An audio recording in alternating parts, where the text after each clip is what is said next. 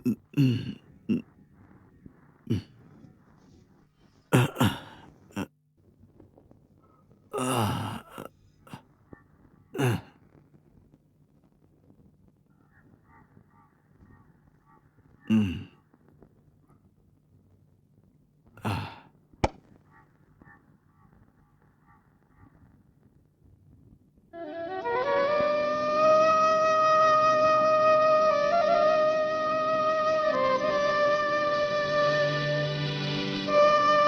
नमी, नमी, उठा।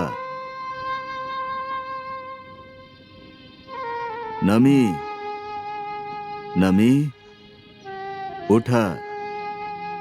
माँ के बुलावा, सबेर हो गई। माई उठी। अरे बाप रे।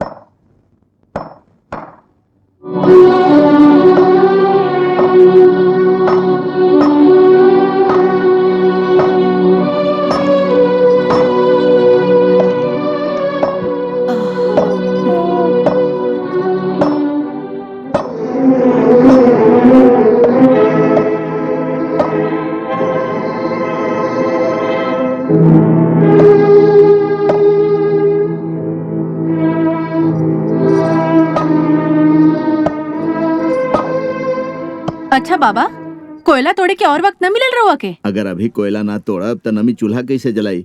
नींद से उठ के ही सब चाय मंगिए। ठीक बा, धीरे धीरे तोड़ी। धीरे धीरे जैसे तू लोग तोड़ पावेलू, हम उतना धीरे धीरे ना तोड़ पाई बहू। आपके बोले के मतलब का बा? हम कहत बानी कि तोहनी तीनों बहू मिलके जैसे हमार सुखी परिवार के धीरे धीरे तोड़ देलू कि हमरा समझ में ना आइल, और जब समझ में आयल तब देखनी कि हम शोभा और नमी कब धीरे धीरे घर के नौकर नौकरानी बन गई नी पता ना चलल। का बोलनी?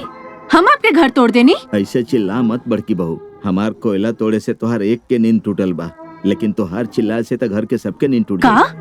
आपके इतना हिम्मत की रहुआ ऐसे कहनी? रुकी। का भइल बड़ी बहू, सुबह सुबह इतना चिल्लात काहे बाड़ू? का? रहुआ कहता नहीं कि हम चिल्लाता नहीं? अभी हम नहीं बोल रहल बानी, बाद में पड़ोसी भी आके बोली। रुक जा, तोरो के मजा चखा बतानी। मजा चखाइबू? हाँ चखाई। अब नया तरह से कौन मजा चखाइबू भाभी?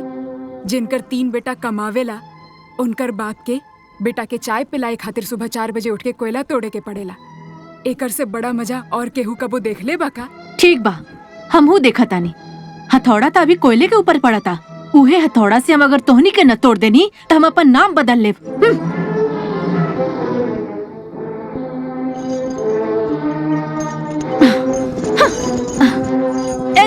एजी उठी ता, उठी जल्दी से।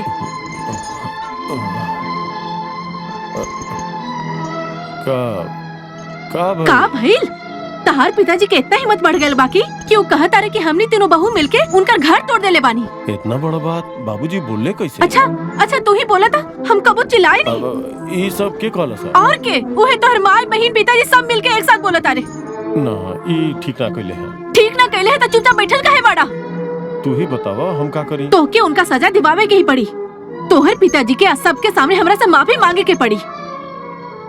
बाबूजी के तोरा से माफी मांगे पड़ी? हाँ, चाहे जे हो जाए। अब माना तनी शादी से पहले हम तोरा से वादा कर लेनी कि तू जौन बोलबू हम करब, चाहे गलत होके चाहे सही, सब छोड़ के सब बात सुन ले बानी तोहार।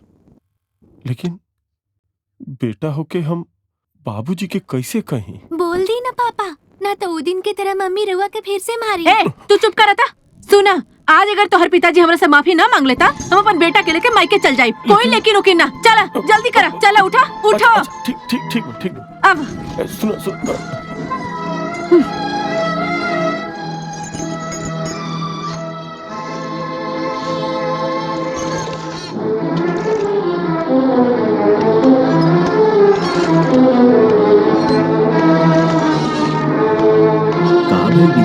इतना जल्दी उठ गया, अभी तक चाय भी नहीं बनल, चूल्हा भी नहीं जलल अभी तक। चूल्हा जलावे के वक्त कहाँ पर हुआ पास?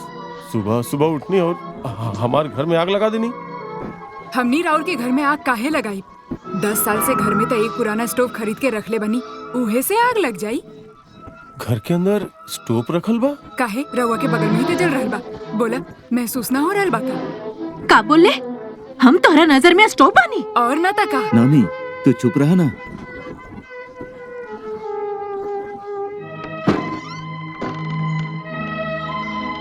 का हो गइल दीदी?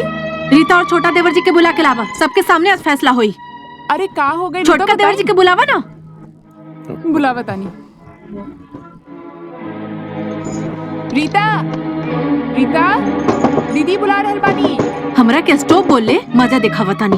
आप हमार कुछ ना कर पाई। नानी तू चुप रहा ना। सवेरे सवेरे शोर कैसे मत बा?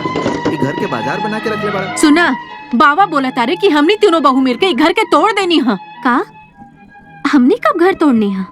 वो इतना बड़ झूठ बोललस और आप उनके कुछ ना कहानी। हम का बोले जाए? उनकर बेटा बड़े यहाँ जे बोले के भाई है बोली हन। बाबूजी, रउआ कहनी कि आपके बहू मिलके आपके घर तोड़ ले बिया। एगो छोट बात के लेके जे सवेरे सवेरे घर में इतना हल्ला मचा सकेले, वो तोड़े के काम कितना अच्छा कर सकेले, ई का हमरा अब दोबारा बोले के पड़ी? सुन लेनी सब लोग कैसे हमरा पर आरोप लगाओ तारे। भैया, आपके इनके खिलाफ कुछ बोले के चाहिए मतलब हम इनकरा के बोल देनी है। अगर आज पिताजी हमसे माफी न मांगे तो हम अपन बेटा के लेके मायके चल जाए। कहा? बाबूजी रउआ से माफी मांगी? हाँ, मांगे के पड़ी। रउआ लोग के साहस दिन ब दिन बढ़ती जा रहल बा। मुंह में जे आई बोल देब का? नमी तू चुप रहा ना। इतना दिन से चुप ही बानी, कुछ कहनी का हम इनके? बाकी इनकर साहस तो देखी, आपके माफी खातिर बोल रहल बानी। हाँ, हम माफी मांगब। आप माफी मांग रहल बानी? हाँ, हमार घर तो टूटिए गइल बा।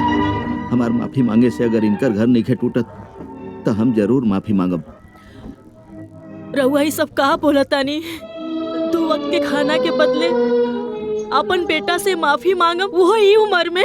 हाँ, जब भी लोग छोट रहलन, कोनो काम ना करत रहलन, हमरा पैसा से खात रहलन, तब वो गलती करत रहलन तो हमरा से माफी मांगत रहलन। और आज हमार रोजगार नहीं है, बीबी बेटी के लेके बैठ के खा रहल बानी।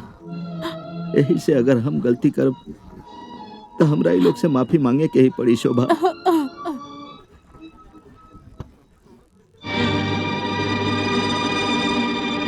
बोला बहू, हम माफी कैसे मांगी? हमार लड़कन जब गलती करत रहलन तब या तो हमारे पैर पकड़ के माफी मांगत रहलन, ना तो अपन कान पकड़ के माफी मांगत रहलन। तू ही बोला, हम कैसे तोरा से माफी मांगी? तोहार पैर पकड़ के या फिर अपन कान पकड़ के तोरा से माफी मांगी? बोला कैसे मांगी? हाँ बड़की बहू, तू कोनो संकोच मत करा। तू ही घर के बड़ बहू बाड़ू, घर के नौकर के हैसियत से तोहरा के खुश रखा हमार कर्तव्य बा।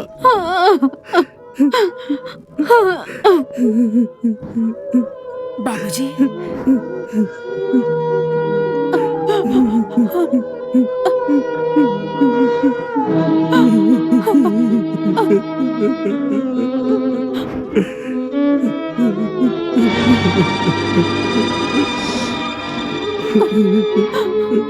ठीक बा, आज के खातिर माफ कर देनी है। आगे से अगर बोलब तो सोच के बोलब। तुम्हार बहुत बहुत धन्यवाद बहू। चली सब।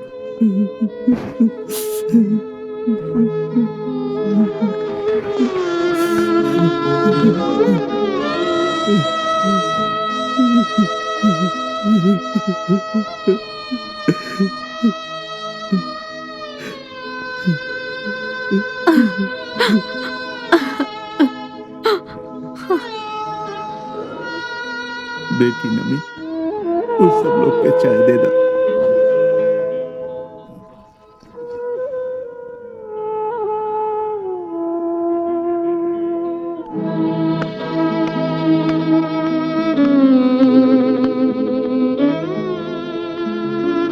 विमल जी, मॉर्निंग वॉक से लौटत तो आपके रोज देखत बानी, दोनों हाथ में सामान लेके जात बाड़े। आपके बेटा सब तो अच्छा कमात बाड़े, ये सब काम करे खातिर घर पे नौकर ना रख सकेले वो का? लोग तो नौकर रखल चाहत बाड़न, हम ही मना कर देवे नी। मना कर देले काहे? घर में नौकर आ जाई तो सारा दिन तो हमरा घर पर बैठे के पड़ी। तू लोग जैसे मॉर्निंग वॉक करेला, हम वैसे ही मॉर्निंग वॉक करत करत घर के काम कर लेवे नी। चलत बानी।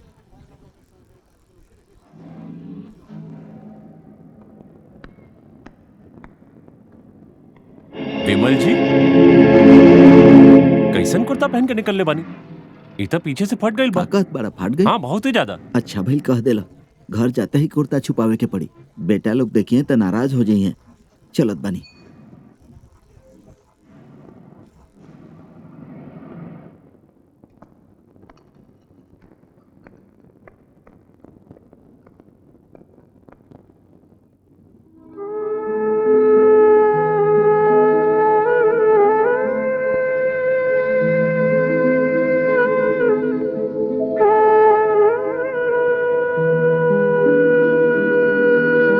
दादाजी, आप हमरे खातिर टॉफी ना लेनी हा?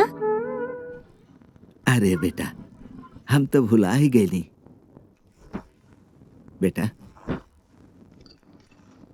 इला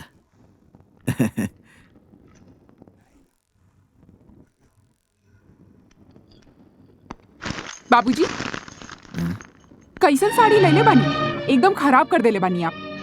हमार तो दुइये गो हाथ बा और इतना सामान एक साथे ले आवे में। रउआ ऐसे बोल रहल बानी जैसे हमनी अपन काम रउआ से करवाता नी। ना ना, हमार उम्र हो गइल बा, इतना मेहनत ना कर पावे नी। बात मत बढ़ावा, बाबूजी के साड़ी देदा, जैसे खराब करके आयल बने वैसे ने ठीक करा के ले आएंगे। ठीक बा, हम ये छोटी बहू के दे के इस साड़ी लेके जाई। बाबूजी, जब आप जाइए रहल बानी तो हम आपके पैसा देत बानी। एगो पैकेट सिगरेट हमरा खातिर ले आए। ई ली। हम तो ले आई बेटा, बाकी इतना सिगरेट पीना अच्छा बात नहीं है, बीमारी पकड़ ली है। देखा ना मजली बहू, हमार बात तो सुनबे ना करेला, तू ही समझाओ ना एके। छुट्टा पैसा अच्छा से ले लिया। कितना पैसा? आपके न पता कितना पैसा? रोज फूल के पैसा कम देवे नी, का करे नी उ लेके? बाजार से औरतें टुन चॉकलेट चॉकलेट करेला, ऐसे रोज ओकरा खातिर एगो चॉकलेट ले आवे नी। जेकरा बेटा खातिर टॉफी लावे नी, ओकरा से पैसा काहे न मांगे नी? सवेरे तो उ लोग खातिर दूध ले आवे नी, वो लोग तो कार्ड बनवले बाड़न, नगद पैसा तो देवल ना। ना देवेलन त मांग ली। टुन तोहर बेटा जी सन ये बाबू। सब फालतू बात बंद करी। कल से हमारे पैसा से केहू खातिर टॉफी ना आई, हम बोल देनी हाँ। ठीक बा बाबूजी, माँ के कह दे कि राव कमीज के सिलाई कर देवे। इन्हें समझता रहा, ऐसा फटल कुर्ता बाबूजी काहे पहन के जाले ताकि हमनी के मोहल्ला में बदनामी होके। ना छोटी बहू ना, हम खुदे अपन बेटा के छोटा काहे करब? हमरा के यहाँ अगर एगो और कुर्ता रही तो हम ये कुर्ता काहे पहनती? ज्यादा बात मत करी, जाके माँ के बोली कुर्ता सिल देवेला। अभी हम कैसे सिलम कुर्ता, आप ही बताई। अभी ओकरे खातिर खाना बनावता नहीं, ऑफिस भी जाए के बाद। भाई कुर्ता पहने में कोनो आपत्ति ना रहे, लेकिन छोटकी बहू बतौली कि कुर्ता पहन के बाहर मत जा। तो ओखनी के बोली ओकरा नया कुर्ता खरीदेला। वैसे भी घर के नौकर के भी नया कुर्ता पजामा मिलेला। ये आपके बहू और बेटा के ये सब मालूम नहीं खे। खाली हमार कुर्ते भरना, तो हर साड़ी के भी हाल देखा। हम तो घरे में रही नहीं, लेकिन नमी कैसन साड़ी पहन के टुन के लेके स्कूल जाली।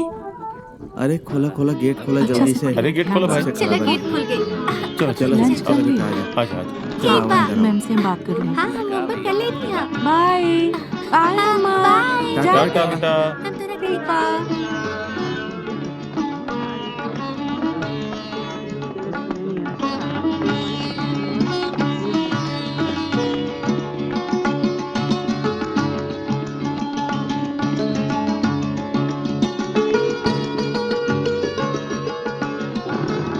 आज तो आप लेट कर देनी। ई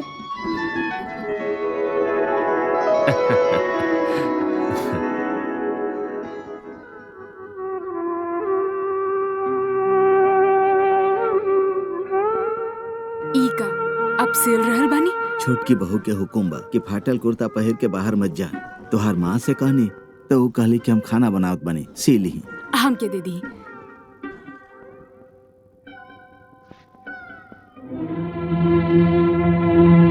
का भाई बाबूजी सिगरेट खातिर पैसा देले रहली भूल गई का? हाँ नमी बस कुर्ता सी देवे। कुर्ता की जरूरत नहीं खे, बनियान पहन के जा सकेली ना। बनियानो तो फाटल बा।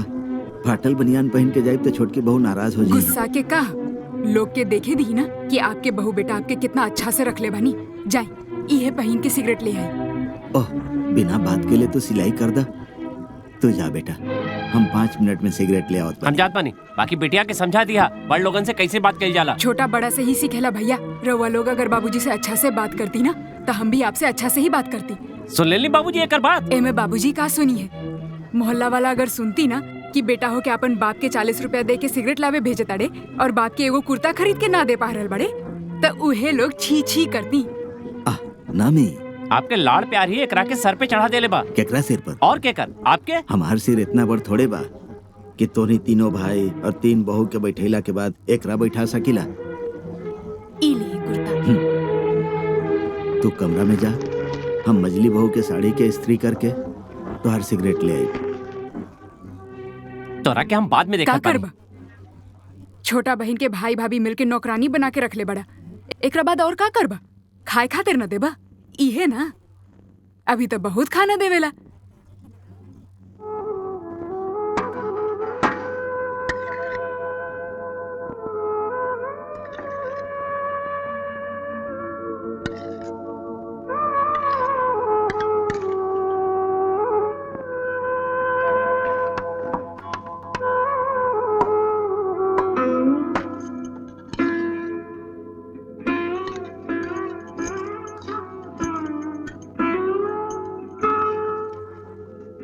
बड़की बहू एगो बात कही। जल्दी बोली। कहत बानी कि हमार तबीयत खराब बा। अगर अचानक हमरा कुछ हो गई तो ई मछली खाए के ना मिली। हम जितना दिन जिंदा बानी हमरा और नमी के देवे के जरूरत नहीं है।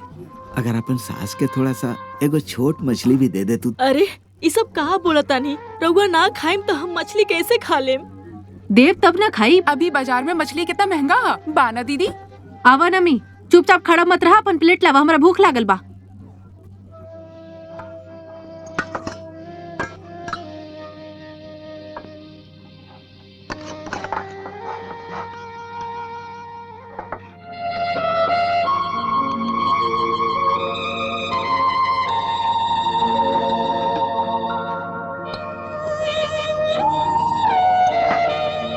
बाजार अभी बहुत महंगा हो गेल बा। ऐसन में अगर घर में सबके मछली खिलाई तो घर के हालत खराब हो जाई।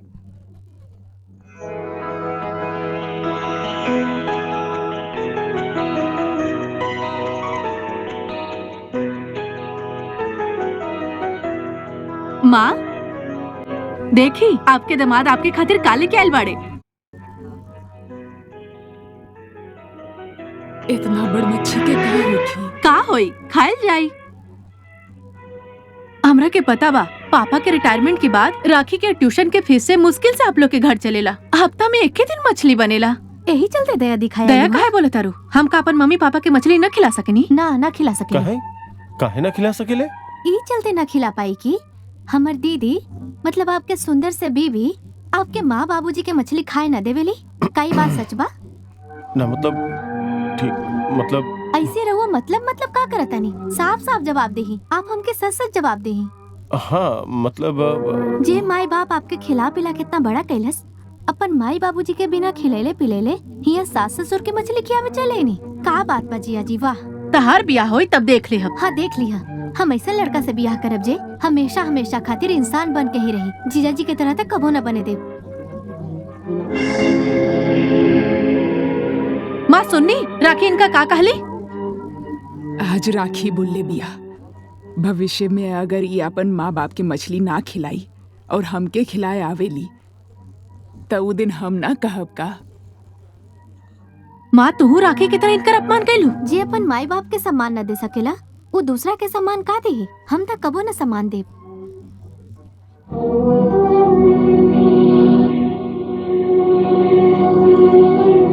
सुना अनुभा, लड़की के शादी के बाद ओकर ससुराल ही ओकर मंदिर हो खेला और उ मंदिर के देव देवी हो खेले सास ससुर। तू पहले सास ससुर के सेवा करके आवा, ओकर बाद हमार सेवा करिया। अब तक लगा था घर में हमरा आवे के ना चाहिए। अबू का है ना, जरूर अबू, लेकिन खाली हाथ रास्ता में टैक्सी से उतर के लोगन के दिखा के हाथ में मछली लटकते मत अइहा। तो मछली रहुआ लोग ना खाई? विजय अपन हाथ से लेके आइल है, हम जरूर खाइब। रखा बेटा।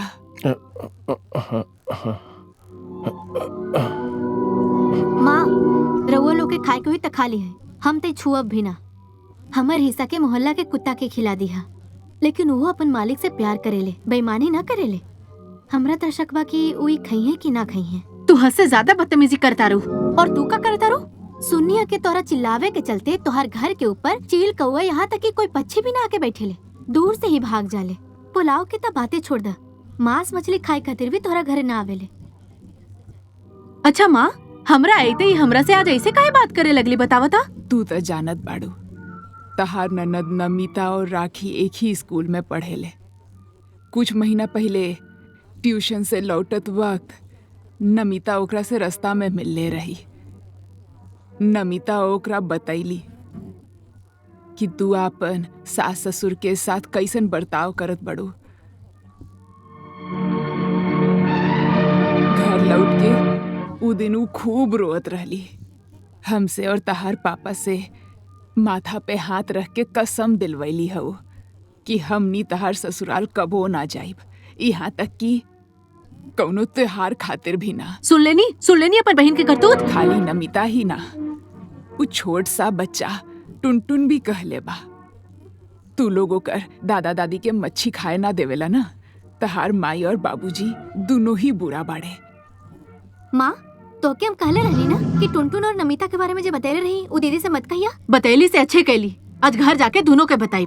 सुना दीदी, तोहरा के तोहर अपन बेटा के कसम, अगर अपन घर जाके नमिता के कुछ बोल लू तो तू अपन बेटा के मरल मुंह देखबू। माँ सुन लू एकर बात। ऐसन तई कुछ भी ना कहले बिया। घर जाके फालतू में तू अशांति मत कियल कर, यही खातिर सावधान कैले बिया। जा हाथ मुंह धो के कमरा में जाके बैठ। एकर बाद हम घर जाइब कि ना जाइब सोचे के पड़ी। पापा कहाँ बाड़े? बाजार गइल बनी। फिर से रहुआ पापा के बाजार भेज देनी? रहुआ के बार बार कहनी है पापा की तबीयत ठीक नहीं है, तो फिर भी रहुआ बाबा के बाजार भेज देता नहीं? तोहनी के बाजार की करेला दीदी? जीजा जी आप करेनी का? करेनी। फिर से मन में बोला था नहीं। सुन दीदी, जीजा जी के बाबूजी की उम्र हमने के बाबूजी की उम्र से बहुत ज्यादा हो गई बा। अपन पापा के बाजार जायला बंद करा तारू, पहले अपन ससुर के बाजार जायला बंद फालतू के बात बंद करा। हमार पापा हमरा खातिर सबसे आगे बाड़े। 500 रुपया दीता।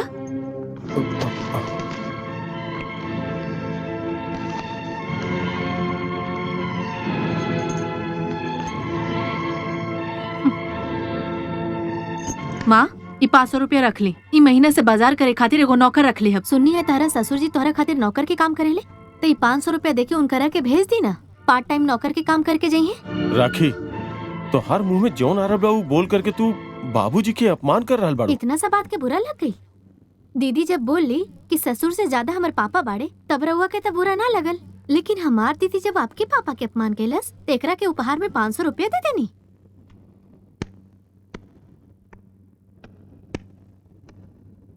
तू लोग कब आइला? बस अभी थोड़ी देर पहले।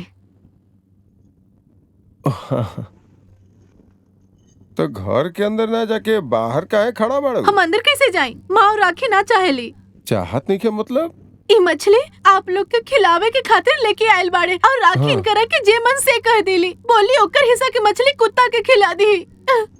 अच्छा विजय, सच बोला था? इतना साल के अंदर ये तो हर माई बाबूजी के मछली खियौले बिया? ना मतलब समझ गई नहीं, समझ गई नहीं। नहीं। तू अपन सास ससुर के साथ जौन बर्ताव कैले बाड़ू सुनले बानी, ओकरा से लगा था कि बाकी के जीवन तू ऐसे ही रो रो के बिताईबू। यही से बतावत रहनी है कि अभी से रो के अपन आंसू नष्ट मत कर, भविष्य खातिर भी बचा के रख। अच्छा तभी सब के टिम्मे है, आपू मछली ना खाई। मछली लाइल बड़ू तो खाई, एकरा बाद अगर ले आईबू तो ना खाई। हमनी के दाल चावल खा के खुश बानी। राखी जौन कमाए ले ओकरा से मछली तो नहीं खा सकत ना। हाँ ठीक कहता, हमार बेटा भी अच्छा कमात बा, फिर भी हम लोग हफ्ता में 2 दिन से ज्यादा मछली ना खा पाएली। अरे विमल बाबू के छोड़ के हम सबके तो एक के जैसन हाल बा। इनकर तो तीनों बेटा अच्छा कमा ले सा, रोजे देखे नहीं कि बाजार से लोग इतना सामान खरीद रहल बाड़े। विमल बाबू के छोड़ के हमने सबके एक के जैसा हाल बा। इनकर तीनों बेटा इनके बहुत माने ले। बहुत। उ लोग तो हमरा खिलेले बिना खाना ना खालन, कहेलन बाबूजी ई खा ऊ खा। दादाजी झूठ काहे बोला था नी? पोता कान में का बोल रहल बा? ओकरा एक जगह ले जाए के रहे ना, उहे कहत बा। फिर से झूठ बोला था नी? चल चलत बनी हमने।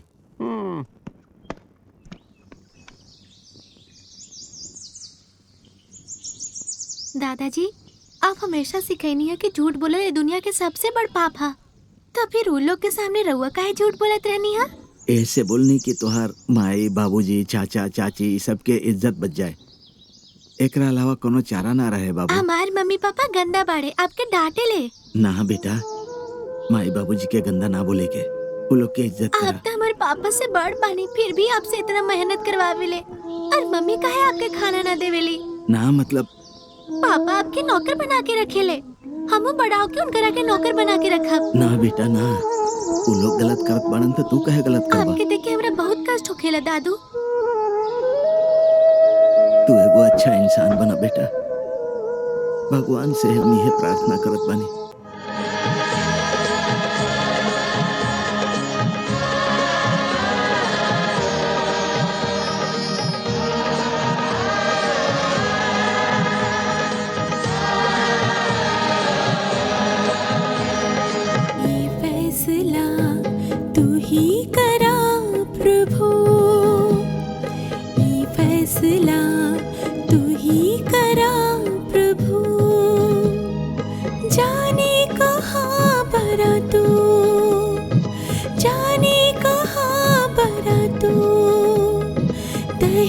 दुख सारा सारा ही नजारा, खुशी गई ढल गई गुम। हमारी दुआ बा तेरे भी तुहार, मिट जाए सबकी सितम, ताकि हंसती हुई निकली दम, ताकि हंसती हुई निकली दम। ये फैसला तू ही करा प्रभु।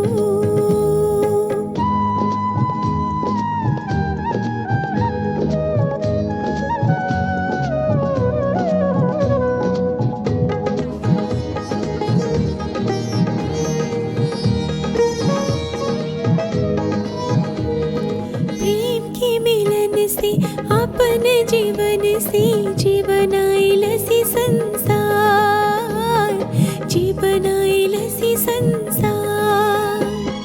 प्रेम के मिलन से अपने जीवन से जीवन आइलसी संसार, जीवन आइलसी संसार। सपना भी टूट गए, गमनी कैसन इकरार, झूठे वादाई कैसन बंधन, अलविदा बन जीवन, ताकि हंसते हुए निकली दम, ताकि हंसते हुए निकली दम। ये फैसला तू ही करा प्रभु।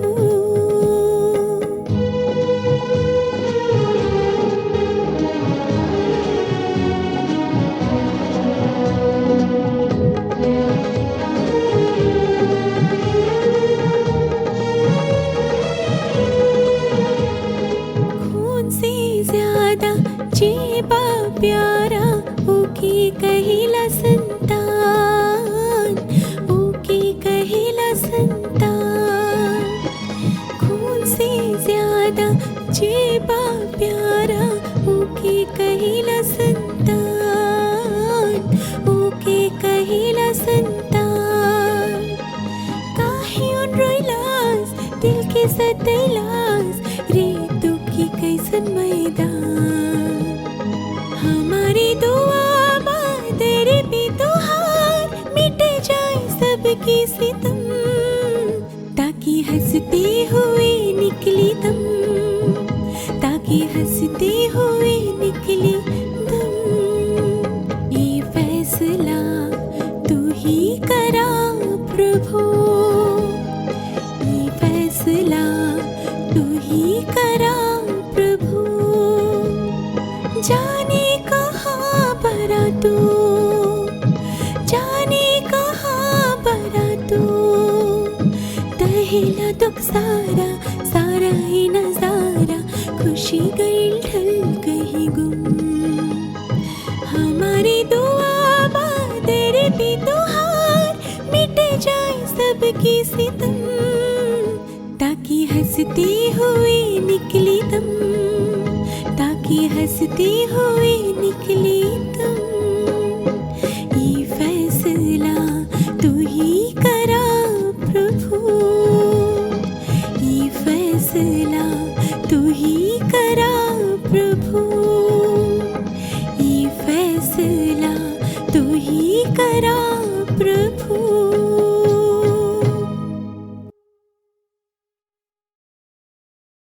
का भइल?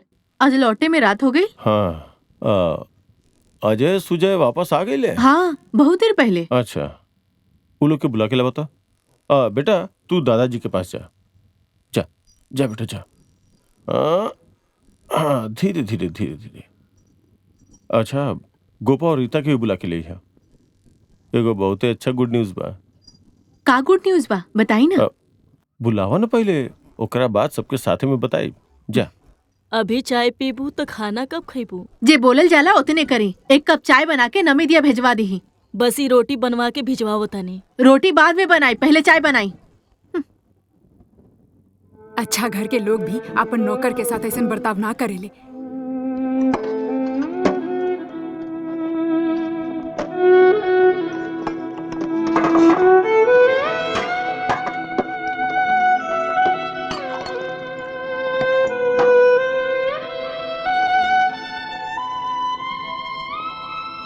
कितना बार बोले बानी बाबूजी के ई घर तो उनके बा, बेच के हमनी तीनों कहीं चल जाता नहीं।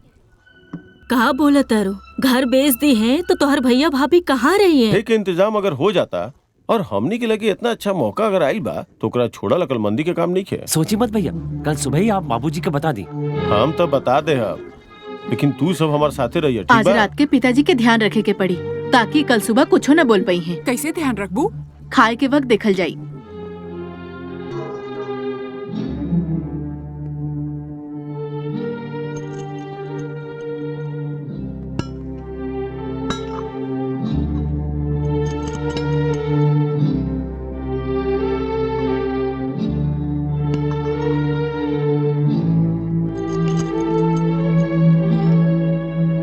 का बड़की बहू, तो गलती से हमके मछली दे दे। सिर्फ आपके ही ना बाबूजी, माँ और नमी के भी मछली देहब। आज अचानक हमनी पे इतना दया कहाँ से आ रहल बा? हम बोले बनी असल में तू लोग हमरा खातिर इतना कुछ करेलू और हमनी तोहरा खातिर कुछ ना कर पावे नहीं। दीही माँ, अपन थाली दीही। इतना साल बाद हमने के मछली दिलस खाए खातिर, आखिर बात का बा? उ लोग दरवाजा बंद करके कोनो मीटिंग करत रहले। हमनी के सेवा करे के पीछे जरूर कोनो मतलब होखी। अरे मतलब और का होखी? हमार का अचानक से लाख रुपया के लॉटरी लग गई बा, जे वो पैसा पावे खातिर हमके मछली खिलाई है। मछली खा के पिताजी बहुत खुश हो गए।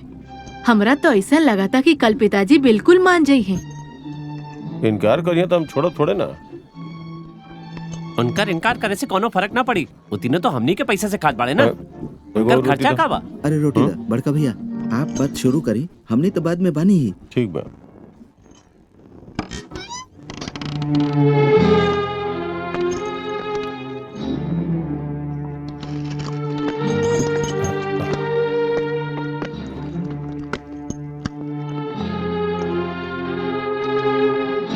बाबूजी, एगो बात कहे के रहल। अरे तो तू लोग हमके बुला ले रहता। हम असल में यह कहत रहनी कि इतना सोचत का बानी जे कहे के बाद जे कही ना। बाबूजी आपके तो पता ही हो कि दिन ब दिन चीज के दाम बढ़त ही जा रहल बा। बढ़त बा मतलब आलू 10 रुपया, प्याज 25 रुपया। सोचा था हम सोचत रहनी कि हमने तीनों भाई मिलके जितना कमाता नहीं ओकरा से घर चलावल मुश्किल बा। अगर आप हमनी के मदद करब ता हम मदद करब। तोहनी के तो पता बा हमरा पास कोनो काम नहीं खे। सही बात बा, रोजगार नहीं खे, बाकी कमरा तो बा ना। ई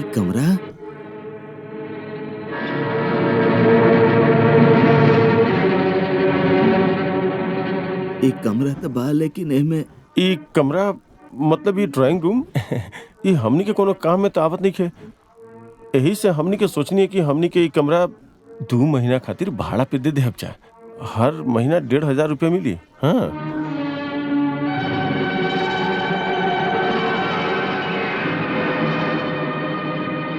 ई कमरा से अटैच एगो लैट्रिन बाथरूम बा और बाहर से अंदर आवे के एगो अलग दरवाजा भी बा।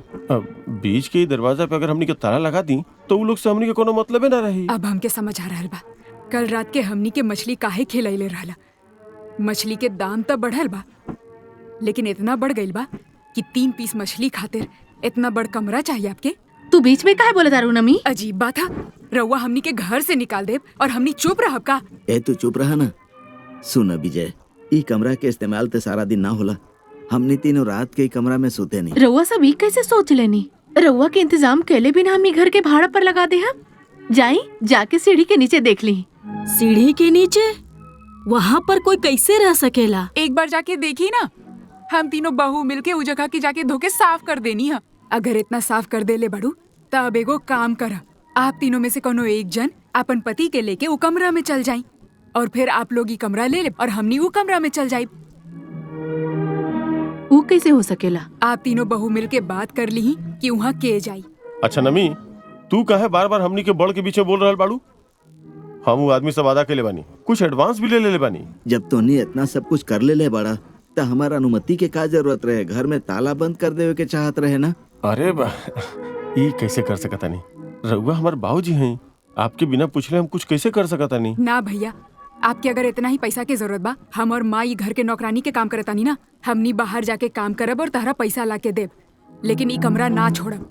पिताजी के तबीयत ठीक नहीं खे, ऊपर से ऐसे बाहर सूती तो इनकर तबीयत और खराब हो जाए। कब आ रहल बने वो सब लोग? कब ना पिताजी, अभी 9 बज गए ना, 10 बजे तक वो लोग आ जाइए। नमी टुनटुन के लेके स्कूल चल जाई और रउआ और माई बिस्तर कपड़ा बाकी सब सामान जौन कुछ भी बना वो सब उठा के सीढ़ी के नीचे रख दे और ये कमरा के साफ सुथरा कर दे। भैया आप लोग हमके अपन शरीर से थोड़ा सा खून दी है का? थोड़ा सा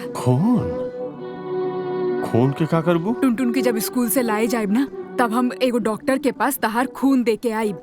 बताई कि इंसान के खून है कि जानवर के खून है। सुनी रे पिताजी, सुनी ना। मुंह में जिया आवता से बोले जाता रू। टुनटुन के जाके स्कूल से ले आवा। काहे बाड़ू? नमी तू टुनटुन के ले आवा, देर हो रहल बा। ई उम्र में तब बेटा लोग माँ बाप के घर बना के देवेले, लेकिन आपके तक घर छीन रहल बड़े। आपके ई तीनों नालायक बेटा।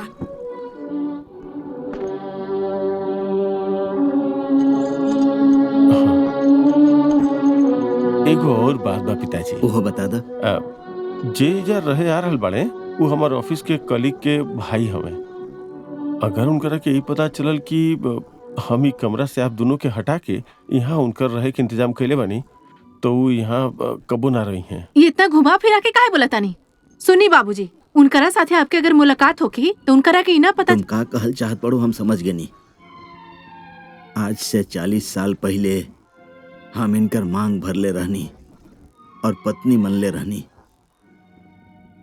आज तो नहीं सबके सामने इनका सिर पर हाथ रख के हम कहत बानी, ये घर में जे लोग आई हैं वो कबो ना जान पाई है कि तोहनी तीनों नालायक बेटा की यह माँ जन्म देले बड़ी।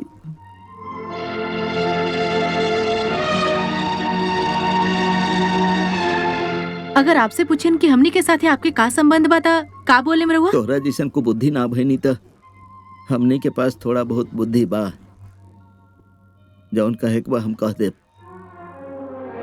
ऐसे बोलब कि ताकि हमनी के खराब न समझी। तोहनी निश्चिंत रह, हमरा कितनो भी तकलीफ होके, बाप होके हम अपन लइकन के केहू के आगे छोट ना होए दे। चली भैया, 9 तो बज गइल बा। पिताजी के सब सामान भी हटावे के पड़ी। हाँ चला चला। और हाँ बाबूजी, जौन कुछ भी बोलब सोच समझ के बोलब है, ठीक है? चला। अपराजी कहाँ हो गई नी? तोहरा का लागत बा हमनी राजी ना होती तू हमनी के रहे देतन? सीढ़ी के नीचे कैसे सुतम? चारों तरफ खुलल बा। हम सुतीला कितना देर? रात के सुतत सुतत 12 बज जाला और सवेरे 4 बजे उठ के काम करे लागिला। 4 घंटा के बाद बा। नमी सही कहले रही। 3 पीस मछली बहुत ही महंगा पड़ी। तोहर बाबूजी इतना आसानी से मान जाई हम सोचली न रहनी। हमरा तो फिक्र रहे नमी के। सही समय पे तू ओकरा के स्कूल भेज देलू। का बात बा टुनटुन? ऐसे अकेले काहे खड़ा बड़ा? हमर बुआ अभी तक ना आईली हा। तोहार बुआ कबू इतना लेट ना करेली और आज अचानक लेट हो गईली। अच्छा, तो क्या अपन घर के रास्ता पता बा?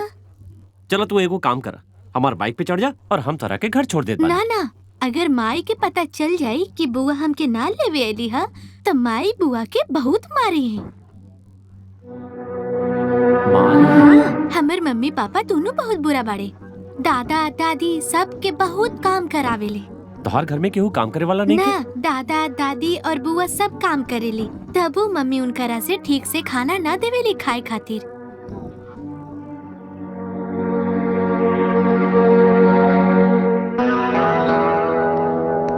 वो देखी बुआ आ गई।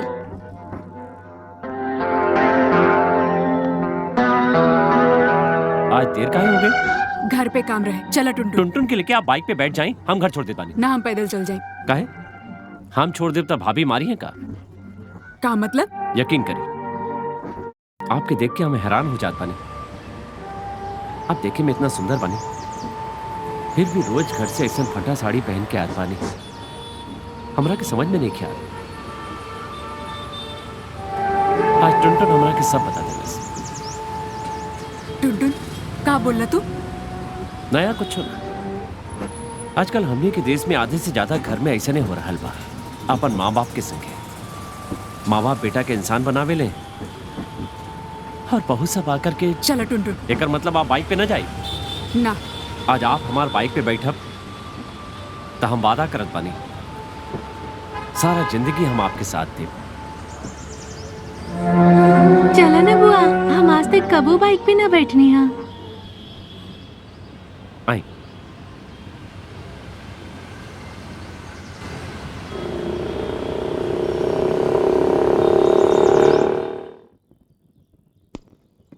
अच्छा से देख ला बेटी, वहाँ कुछ छुटल तो नहीं खे? हमनी के पास बा का कि छूट जाई? खाली कमरा ही रहे हमनी के पास। सारा दिन मेहनत करे के बाद जहाँ आके आराम करत रहनी, आज ऊ भी चल गई। लागत बा उ लोग आ गेलन।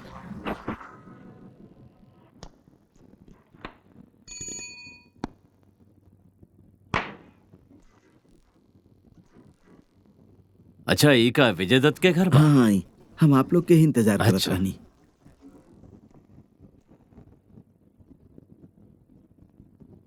ओने एगो बाथरूम बा। हाँ? ओने एगो बाथरूम बा। ओ अच्छा। आई। हाँ।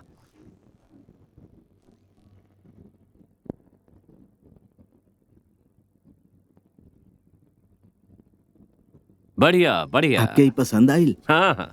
अच्छा हाँ, वो विजय जी कहाँ बड़े? उनके तो आज यहाँ होए के रहे ना? अभी तक तो एजे रहलन, हमरा आपके ख्याल रखे खातिर कह के ऑफिस चल गिलन।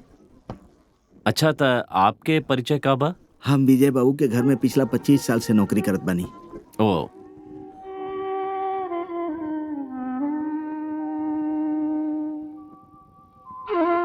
ये हमार बेटी बिया और ये हमार पत्नी। नमस्ते। आपका तीनों ही घर में? हाँ, मतलब वो लोग हमनी पर दया करके हमने तीनों के यहाँ रख लेलन। मतलब हमने तीनों उनका के यहाँ काम करेनी। हम बाहर के काम करेनी, बाजार से सामान ले आवेनी। हमार पत्नी खाना बना देवेली, बर्तन माज देवेली और ये नमी हमार बेटी बाकी के घर के सारा काम करेले। मतलब कि घर साफ करना, पोछा मारना और एकरा अलावे विजय बाबू के बेटा के स्कूल लेके जाले, स्कूल से लेके आवेले, यही सब काम करेले। यदि बुरा न मानी तो एक बात कही। अरे नाना, बुरा काहे मानब, बोली ना। देखिए हम अकेला इंसान बानी, काम के सिलसिला में बाहर रहत बानी, ऐसे सोचत रहनी कि केहू खाना पीना वाला सब काम करे वाला आदमी देख ली। यदि आपके कोनो दिक्कत ना होके त मतलब वो लोग के घर में काम करे के बाद यदि आप हमारा घर में भी काम कर देती तब।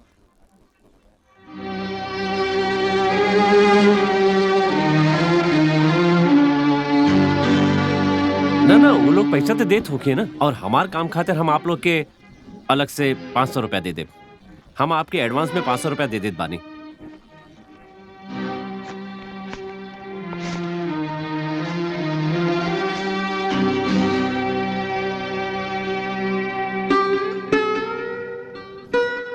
ली, आप इतना साल से यहाँ काम करत बानी। विजय जी इंसान कैसन बाड़े ना, मतलब एक साथ रहे के बाद पहले से जान ले ही तो अच्छा रही। वो लोग 3 भाई और 3 बहू एक के साथ और उनके रहे। माता वो पिता जब बहुत छोट रहले उनकर माई बाबूजी गुजर गईले। सेठ, बाकी आपके पाके उनके माता पिता के कमी पूरा हो गई होगी। सही कहत बानी। वो तीनों ही हमनी दोनों के माता पिता जैसन मानेलन और ये नमी से अपन बहन जैसन प्यार करेलन। आपके कोनो तरह के दिक्कत ना होगी, हम सब संभाल ले। ठीक ठीक बता, कोनो दिक्कत नहीं है, हम अपन सामान लेके आता नहीं। हाँ जरूर। लेकिन रउआ खाइब कहाँ? आज तो हम होटल में खा ले, कल से आप जे बना ले हम खा ले। ठीक बा। अच्छा जात बनी। ठीक बा। हाँ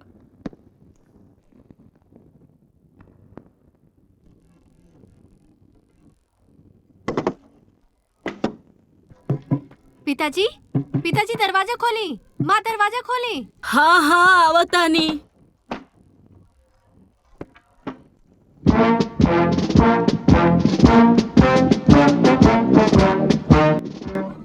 दी बाबूजी पैसा दी।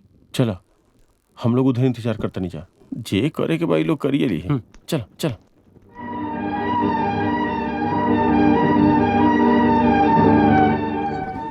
उनका तरफ का देखा तानी, बाहर से हम सब कुछ सुन लेनी। हाँ तू ना मंग तू तबो हम ही पैसा विजय के हाथ में देती। भगवान जाने देती कि ना। कैसन बानी आप भाभी, जे उनकर सब कुछ दे देलस। आपके का लगता भाभी कि वो आपके 500 रुपया भी ना दे सकी? पैसा बहुत खराब चीज बा नमी। पैसा इंसान के एक पल में बदल देवेला। पैसा के लालच खराब होखेला। हाँ दिख रहल बा हमके। ई 500 रुपया खातिर आप तीनों भागत भागत आ गई नी, तब भैया काहे चल गए? वो भी तो लाइन लगा सकत रहले। हाँ, अपन बकवास बंद कर। हमनी के काम करे के बाद ओकर काम करिया। हम अगर तोहनी की इजाजत न दे तो तोहनी काम कर ले पू। ई चलते पैसा हमनी के दे दी। दी बाबूजी पैसा दे दी।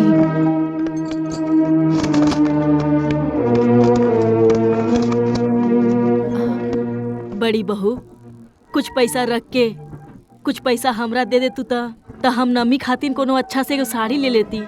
रहुआ लोग के यही गलत आदत बा माँ, पैसा देखते आप लोग के रंग रूप बदल जाला। रहे दी माँ, हमका आपसे कबो नया साड़ी मांगले बानी। तो हमरा से मांगू काहे खातिर? तार भैया भाभी के ना दिखेले तका हमहू ना देखेनी। हमरा सब दिखाई देला। एक अच्छा घर के लड़की होके बावजूद भी एको फटल साड़ी पहन के स्कूल जालू।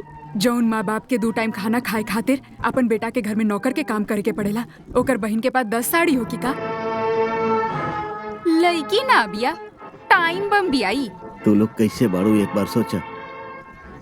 एगो बाहर के आदमी के समझ में आ गई, लेकिन तू लोग के समझ में ना आई। एक दिन देख लिहा, इस छोटा सा गाछ के एक दिन हम अच्छा सा मजा चखाई।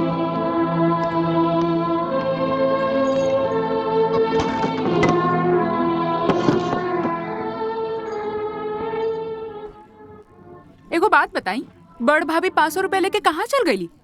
वो पैसा भाभी अकेले ले ली का? ना ना, पापा के मेहनत के पैसा बा, 3 हिस्सा में बटी।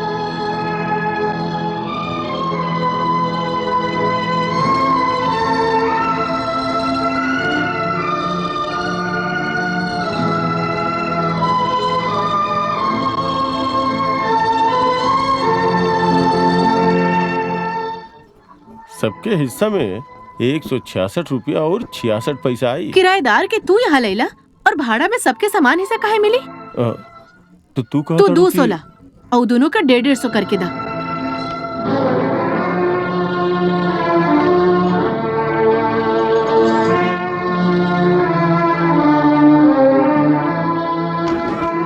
बड़का भैया,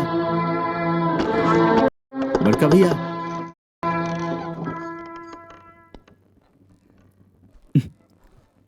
बड़का भैया आज हमरा के 100-150 रुपया उधार देबा, 1 महीना में वापस कर देब। वापस कहाँ करबा? बाबूजी जोन पैसा दिले बड़े ओकरा में तोहार भी तो हिस्सा बा। 166 रुपया 66 पैसा। अरे बाप रे, इतना जल्दी तू हिसाब भी कर लेला? हाँ, ये तो बहुत आसान बा। 500 भागा 3। ठीक बा 150 रुपया दे रहल बानी, तोहार हिस्सा वापस करे के जरूरत नहीं है। वापस कर दे। हाँ, आपके दिहल साड़ी हम काहे ले? एक दोस्त होके के नाते का हम आपके एक साड़ी भी न दे सकेले? आप काहे बेकार में हमरा जैसन साधारण लड़के पे अपन वक्त बर्बाद कर रहल बानी? वक्त बर्बाद करत बानी? पूरा दिन के 10 मिनट हमरा खातिर कितना कीमती हो खिलन। काश हम आपके बता पाईती।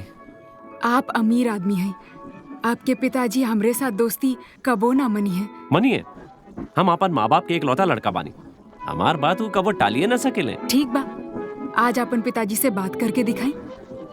लड़की के बाबूजी का करे? पिताजी रिटायर बाने, 3 भाई बाड़े, उहे घर चलावेले। भाड़ा के घर में रहेले कि खुद के घर बा? खुद के घर बा, बाकी आपके घर जैसन बड़ा नहीं खे। लड़की के नाम का बा? नमिता। का करेले?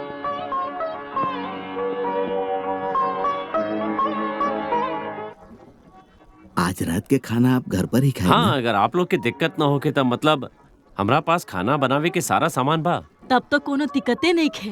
इ का खई है उलावे खातिर रउआ बाजार चल जाई। ठीक बा। हम और नमी मिलके सब काम आप कर लोग भी ले। रात का खाना हमरा साथ खा ले। अरे बाप रे, ई का कहत बाड़न सुना। आप विजय बाबू के नहीं जानत, हमनी के छोड़ के वो कबो ना खालन।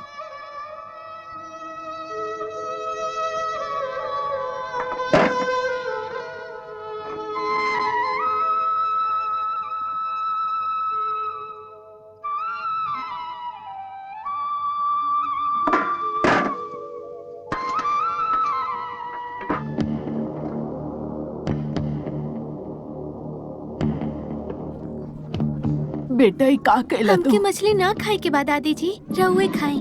तो के मछली ना खाए के रहे तो हमरा से कहते। रहुआ मछली काहे उठा लेनी? का हो रहल बा? देखी न पिताजी, आपके माई के हमर माई मछली ना खाए दे तारी, हम अपन माई के मछली ना खाए दे हब। अरे का कर रहल बाड़ा तू? तोहर हिम्मत बहुत ज्यादा बढ़ गेल बा। लो बदमाशी करेला, बदमाश हो गेल बाड़ा। तोके छोड़ पड़ के संस्कार नहीं के। हां, दिमाग खराब हो गेल बा। इतना छोड़ में इतना बोला तारा। आओ बोलबा तू, बोला, आओ बोलबा। फिर से कबो बदतमीजी करबा? बदमाश लड़का। एकर का गलती है? ये आज तक यह देख ले बा कि आप लोग अपन बाबूजी से कैसे बर्ताव करेले, उहे सीख रहल बा। आप लोग ही जिम्मेदार बानी। तू चुप करा। हम तो चुप ही बानी, लेकिन ई बात याद रखिए भैया, ई बच्चा ही आप लोग के सबक सिखाई एक दिन। तहर अन्याय के जवाब इहे दी भैया।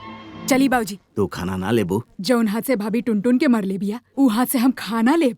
हमके यहाँ से खाना ना खाए के बा। हमार खाना भाभी खा सकेली।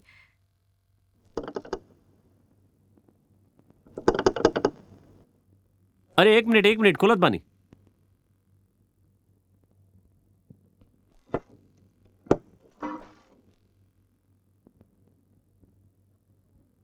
आपके मच्छरदानी लगावे आइल बा। हमरा की जरूरत नहीं के। मच्छर काटी फिर आपके? ना, हम गुड नाइट जलात बानी, मच्छर ना काटिए। ओ ठीक बा।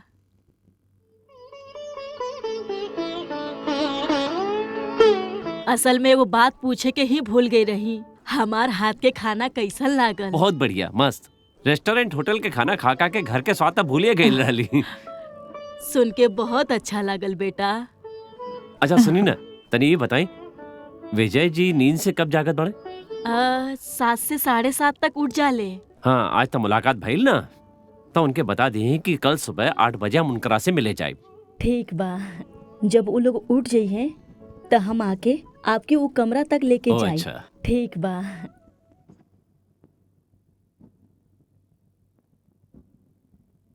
चली। हाँ चलिए, हम अंदर आ सकेले? अरे आई। नमस्ते नमस्ते। बैठी ना। अरे बस हम बैठत बानी। बैठी, आप भी बैठी। हाँ बैठी। चाय ले हम रहुआ? हाँ, ये रहल आपके बाकी के पैसे। अरे ना ठीक बा।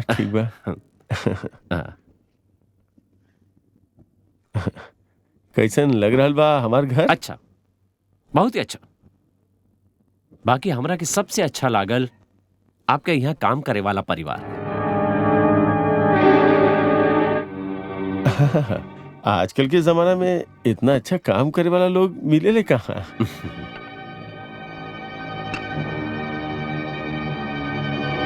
रउआ जाई हम दे दे हम। Thank you. अच्छा, सुबह से विमल बाबू ना दिखाई देले, उनके कहीं भेजले बानी का? वो रोज सुबह मॉर्निंग वॉक खातिर जाएले।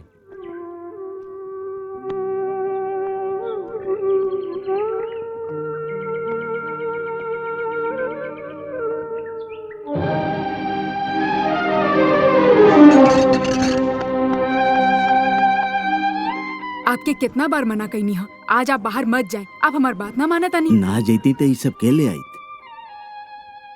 अरे जा, ये दूध के बोतल तो टूट गई। दूध के बोतल टूटल बा तो टूटे दी, आपके कुछ ना भइल ना, इहे बहुत बा। हमारा हाथ पैर टूट जाए तो हम वो बर्दाश्त कर लेती, लेकिन ये तो दूध के बोतल टूट गई। अब बड़की बहू जन हमरा सुनाई है ठीक ना। बा, उ सब देखल जाई। आप चली। टुनटुन, ई दूध के बोतल पकड़ा बेटा।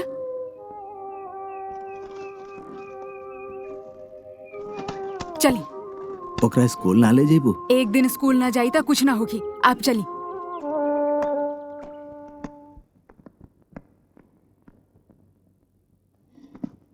कारे, आज तू स्कूल से जल्दी आ गेले? आज तो स्कूल गए ना कहीं। स्कूल न गेला? काहे न गेला? बाबूजी के रास्ता में चक्कर आ गए रहे, ऐसे उनके पकड़ के लाई के पड़ल। बाबूजी गिर गेले बोल के एकर स्कूल छोड़वा देलू? एक दिन स्कूल ना जाई तो ओकरा से कोनो फर्क ना पड़ी। तोरा के का पता हो शिक्षा का होखेला? इतना तो जरूर पता बा, आजकल के जमाना के बच्चा के पढ़ा लिखा के माँ बाप के कौनो फायदा ना होखेला। फायदा ना होखेला? ना होखेला। बाबूजी अपन 3 बेटा के पढ़ा लिखा के इंसान बनैलस, का मिलल उनके?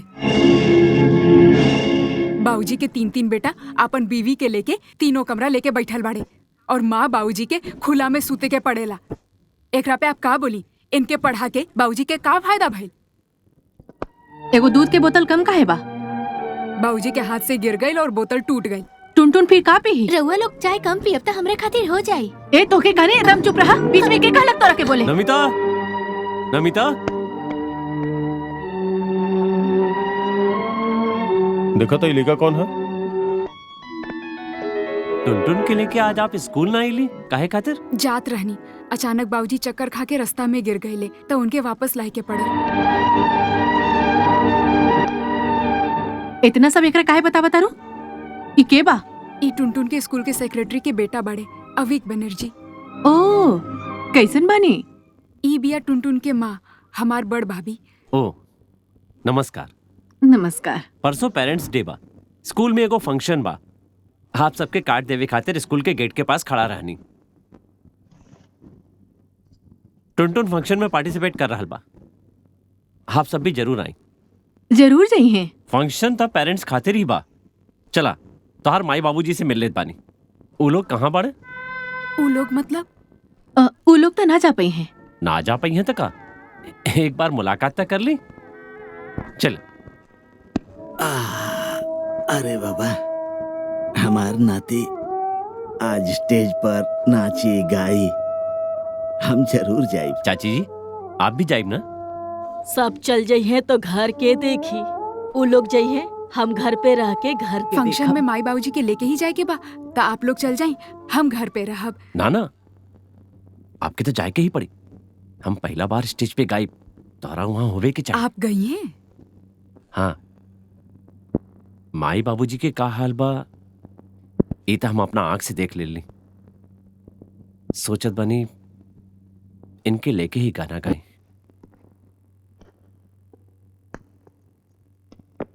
आ सकता नहीं? अरे आई आई। आज हमारे बेटा टुनटुन के जन्मदिन बा, आपके आवे के पड़ी शाम में। हाँ, विमल बाबू कल रात का ही बता दे ले रहे, जरूर आई। ठीक बा, हम नहीं चलाते। हाँ, चल चल।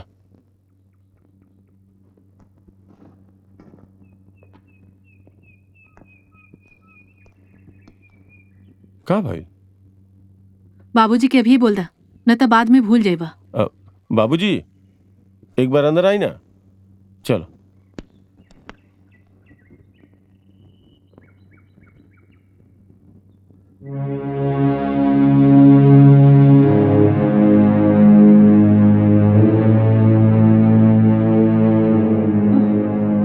का भाई? बोली ना। तू ही बोलो ना। आपके याद बा बाबूजी, आज टुनटुन के जन्मदिन बा। याद ना रही का बोलत बाड़ू? पूरा साल तो हम यही दिन के इंतजार करत बैठल रहे नी। कहा बाबूजी, इस साल बर्थडे तनी धूमधाम से मना रहल बानी। बहुत सारा दोस्त रिलेटिव लोग भी आई हैं। अरे तब तो बहुत तैयारी करे के होई। सुना बहू, बाजार से का ले आवे के बाद जल्दी से लिस्ट दा। ना ना, रहुआ के कुछ करे की जरूरत नहीं है। हमनी के कैटरर से खाना के ऑर्डर दे दिले बानी। वो लोग सब ठीक से कर ली है ना? हाँ हाँ कर ली हैं। और शाम के खाना बना देवे खातिर दुगो लड़का के भी इंतजाम कर ले बानी। हम बानी तो पैसा खर्चा करके लड़का काहे रखबा?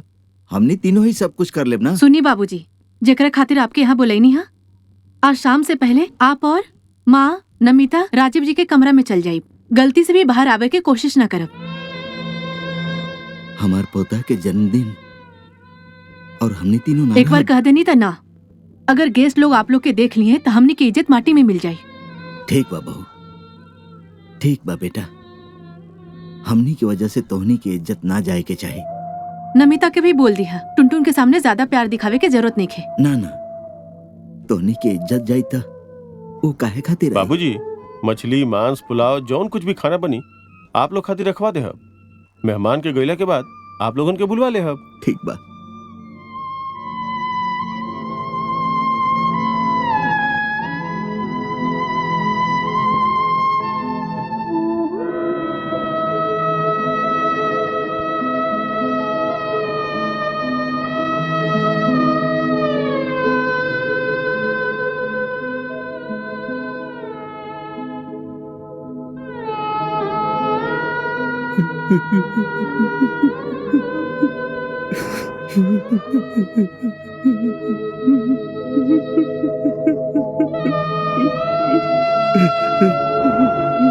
दीर्घायु हो का हमार बेटा। भगवान तो हर भला कर। सारा जीवन तो सुख से रहा।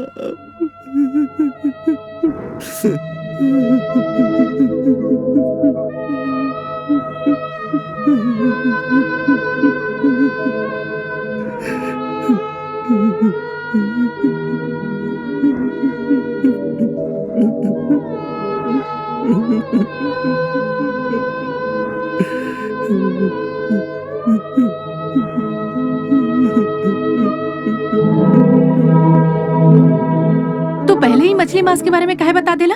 मेहमान के बाद जे कुछ भी बची उहे उनकरा के दिहल जाई। राजीव भैया अगर पूछे कि हमनी टुनटुन के जन्मदिन पर ना जाके हमनी कमरा में बैठल बानी तो हमनी का कहब? लागत बहू आ गेलन।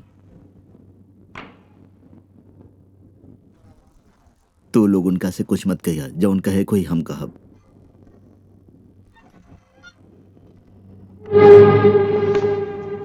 का भइल बा इनका? हमार टैक्सी में बेहोश हो गए रहले। फिर हमरा के 100 रुपया के नोट और एगो एड्रेस दे करके बोल ले कि हमरा के ई ठिकाना पे पहुंचा दा। तो हम ले आनी। डर लागत रहे कि चक्कर खा के गिर ना जाए।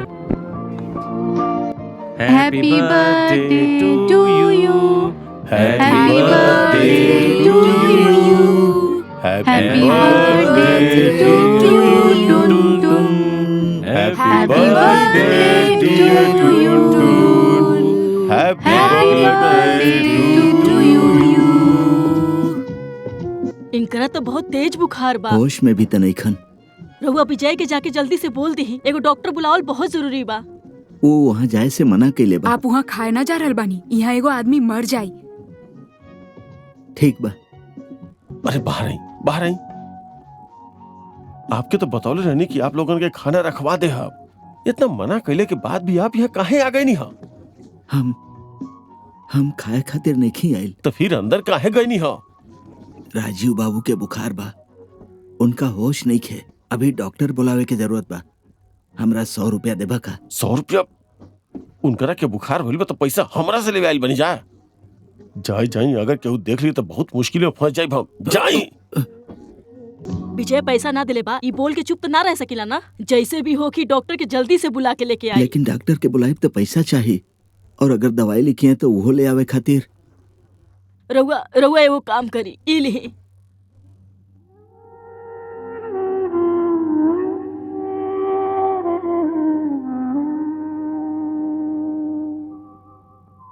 एकरा के बेच दी।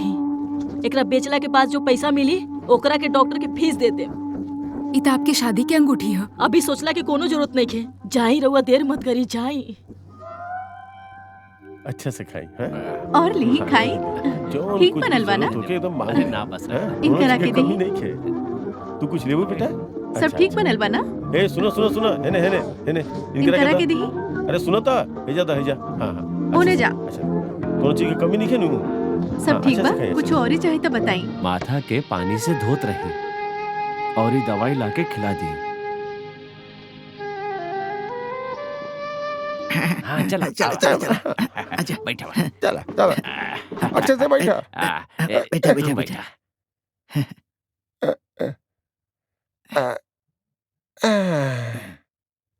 सुनी, हम्म। सारा मेहमान तक खा पी के चल गए। अब अपन माई बाबूजी बहन के बुला ली। बहुत जगह खाली पड़ल बा। भिखारियन के साथ है? काहे? इनकरा साथे बैठला से तार पिताजी के सम्मान के ठेस पहुंच जाई।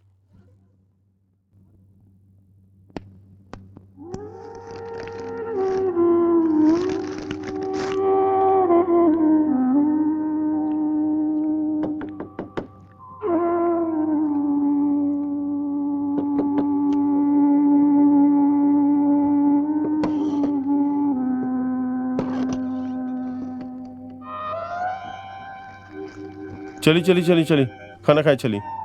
माँ चली। का भइल? चली ना। के हमनी हाँ, हमनी तो खाना खा लेनी। का खानी रहुआ? सांझ के तोहार गाली गलौज खैनी और अभी मूरी। ठंडा गर्मी बरसात हर मौसम में जेकरा स्कूल छोड़े जाता नी। बाबूजी के लाडला पोता के जन्मदिन के खाना खा रहल बानी हमनी। खइए आप। तू लोग के अगर मूरिया खाए के मन बा तो हम और क्या कर सकत? अरे तोहनी धीरे धीरे बोला सन, ई सो रहल बारन। एकर मतलब आप ना आई। बाबूजी के खिला के का होखी? एक दो भिखारी के और बुला के खिला दी, मोहल्ला में नाम होखी।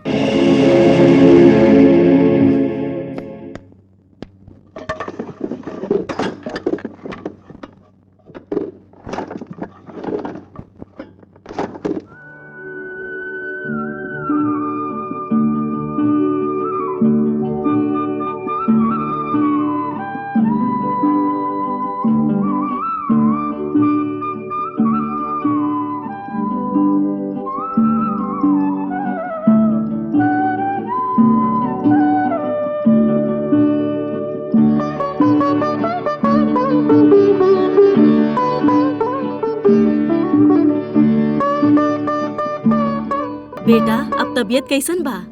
कुछ चाहिए तो बोली हा।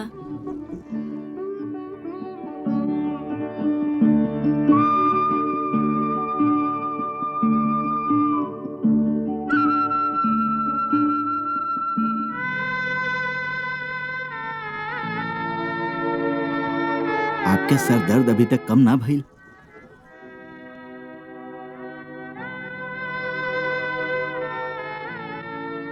सर के दर्द तक कम हो गई बा, बाकी सीना में बहुत दर्द हो रहा बा।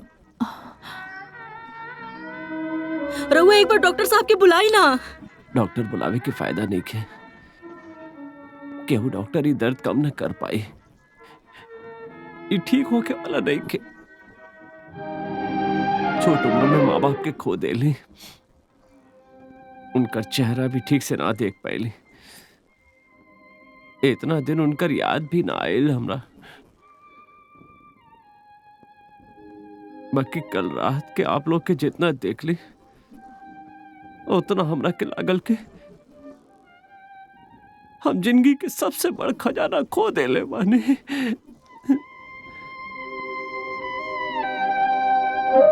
बच्चा लोग खातिर माई बाप के प्यार का होखेला, कल रात आप लोग के देख के समझ में आई। एक रात में ही आप हमरा के बदल देनी। सुनले बानी की जे लोग के बच्चा ना होखेला वो लोग बच्चा गोद लेत पाड़े, और जिनका माँ बाप ना होखेलन वो माँ बाप गोद ना ले सकेले का? बोली ना, बताई ना हमरा। कहे ना ले पाइए, जरूर ले पाइए। तो हम आज आप लोग के माँ बाप दत्तक लेत बानी। आप ही हमारे माई बाबू बानी।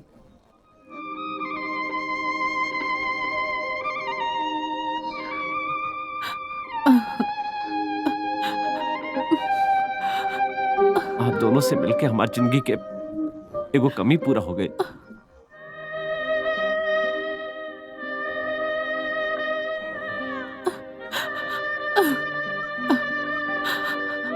माँ, आप हमरा के छोड़ के कबो न जाइब ना? आप हमरा के बेटा मानब ना? जरूर मानब बेटा। तोहरा जैसन बेटा पावे खातिर किस्मत के बात बा।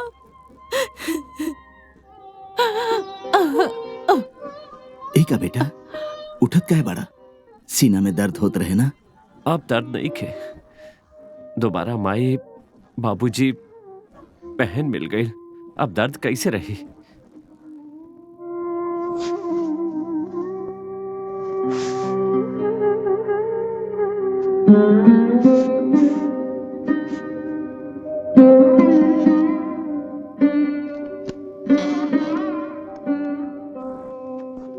ये पैसा रख ली माई। कैसन पैसा बेटा? कल रात के हम बेहोशी में देख ली कि आप अपन अंगुली से अंगूठी तो निकाल के। उनका माँ कहत बड़ा? हाँ, तू माँ के ममता के कीमत देत बड़ा बेटा? मतलब हम माई के। हम अपन बेटा खातिर अंगूठी बेचनी है। हम तहरा से कबो पैसा ना ले पाइम बेटा। हमरा से गलती हो गई माई, हमरा के माफ कर दा।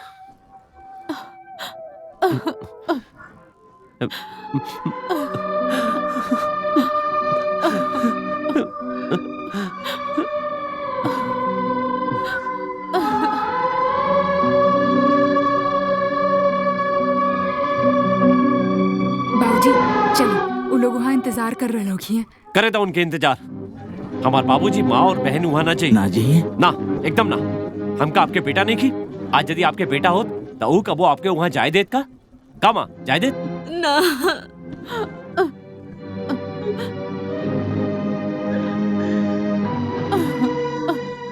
विजय जी से बोल के आदबानी काम खातिर दूसरा आदमी रख ले। ये अच्छा ना होई बेटा।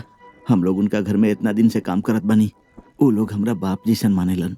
ना ना मानेलन वो लोग। ना ना बेटा मानेलन। ना मानेलन।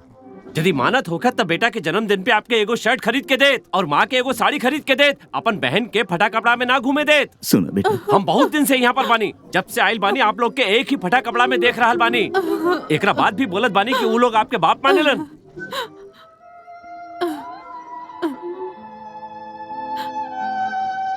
चली, वो लोग जाए खातिर हमनी सबके इंतजार करत होखियन। चला नमी। माई,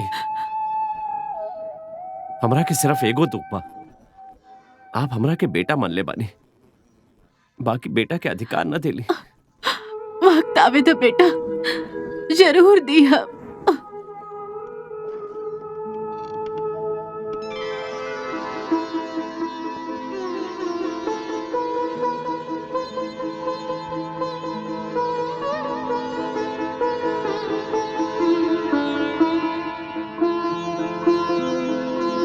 का भइल माँ, आज इतना देर हो गई? आप लोग के तो पता बाना कि बेटी के बगैर आपके बेटा के नींद ना खुलेला। बेटा ना उठी, बहू तो उठ सकेली ना। एक दिन चाय ना बना सकेलू का? तो के रात हम काहे चाय बना? तब फिर जाई अपन पति के पास सूत जाई, वक्त आए पे चाय भी मिल जाए। बात मत बढ़ाओ बेटी, जाके चूल्हा पे चाय चढ़ा। आपके वजह से ये इतना बोलेली। हमार जब मर्जी होगी तब हम चाय बनाई। इनके बैठे दी। देर मत करा, चूल्हा जला के चाय बनावा। ओकरा बाद टुनटुन के लेके स्कूल जाए के होखी। एक बार तो सोचत रहनी कि राजीव भैया के सब बता दी कि उनके साथ हमनी के का संबंध है। तो के कुछ बोले की जरूरत नहीं है, सिर्फ एगो दरवाजा ही तबा। राजीव के एक दिन सब पता चलिए जाए। पता ना वो दिन कब आई।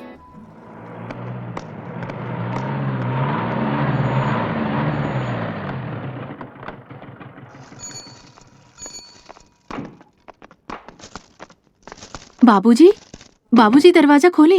बाबूजी, बाबूजी दरवाजा खोली। दरवाजा खोली बाबूजी। कहाँ रह गई नी? हाँ आवत बनी आवत बनी।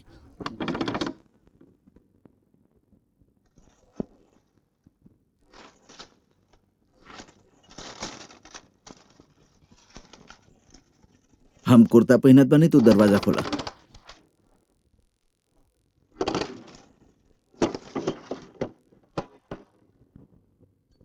हम कब से बुलावत रहनी, सुनाई ना देत रहल का?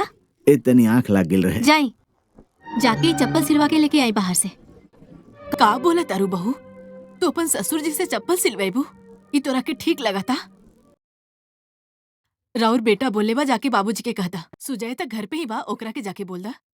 राउर बेटे बोले बा बाबूजी के जाके दे दा चप्पल सिलवा ले। ठीक बदा। रउआ ससुर होके अपन बहू के चप्पल लेके जाए सिलवावे खातिर? काहे? ओकरा से पिताजी के सम्मान चल जाए। सम्मान जाए ना जाए, बाबूजी आपके चप्पल लेके रास्ता पे ना जाइए, आप कमरा में जाइए। ये सब बात जाके तार भाई के बताई। तू लोग काहे इतना छोट बात पर झगड़ा करत बाड़ू? 2 वक्त के खाना देवेला ही सोच के तहार बेटा बहू के चप्पल सिलवावे खातिर भेजी। का बाबूजी रो जाए कि हम आपके बेटा के भेजी? हम जात बानी, लावा सैंडल दा। देरी ना करब, आपके अला के बाद हम निकलब। घर में सब तैयार बाड़े।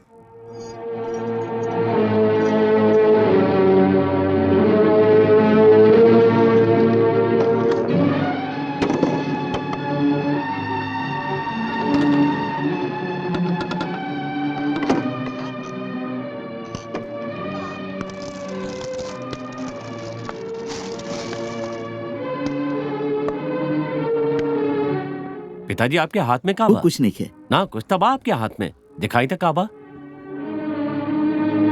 उनकर छोटकी बहू के सैंडल। छोट बहू की चप्पल आपके हाथ में का है? हमार हाथ में मतलब वो अभी ये छोटकी बहू हाथ में चप्पल लेके जात रहली। हम पूछनी कि कहाँ जात बाड़ू? वो कहली कि एकरा सिवावे जात बानी। हम कहनी कि तू घर के बहू बाड़ू, तू चप्पल सिवावे कहे जेबू? लावा हमके दा, हम सिवा के ले आई। वो तो देले ना चाहत रहली, हम जबरदस्ती उनका हाथ से ले लेनी। बोलना ना मी, तू ही बताओ बेटा, जौन घर में हम 25 बरी से काम करत बनी, हमरा रहते घर के छोटकी बहू चप्पल सिवावे रास्ता पर जाई, ई का अच्छा लगे बेटा? एकदम ना।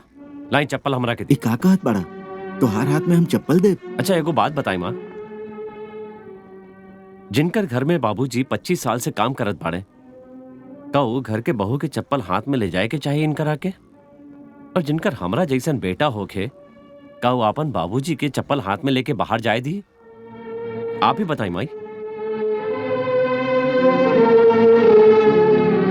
दी चप्पल दी। अरे नहीं बेटा, तोहार हाथ में हम कैसे दे? लाई हमरा के दी, लाई।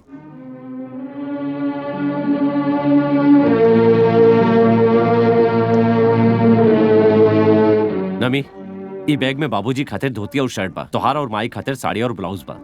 जब तक कि चप्पल ठीक करा के आदमानी तू लोग कपड़ा पहन ला।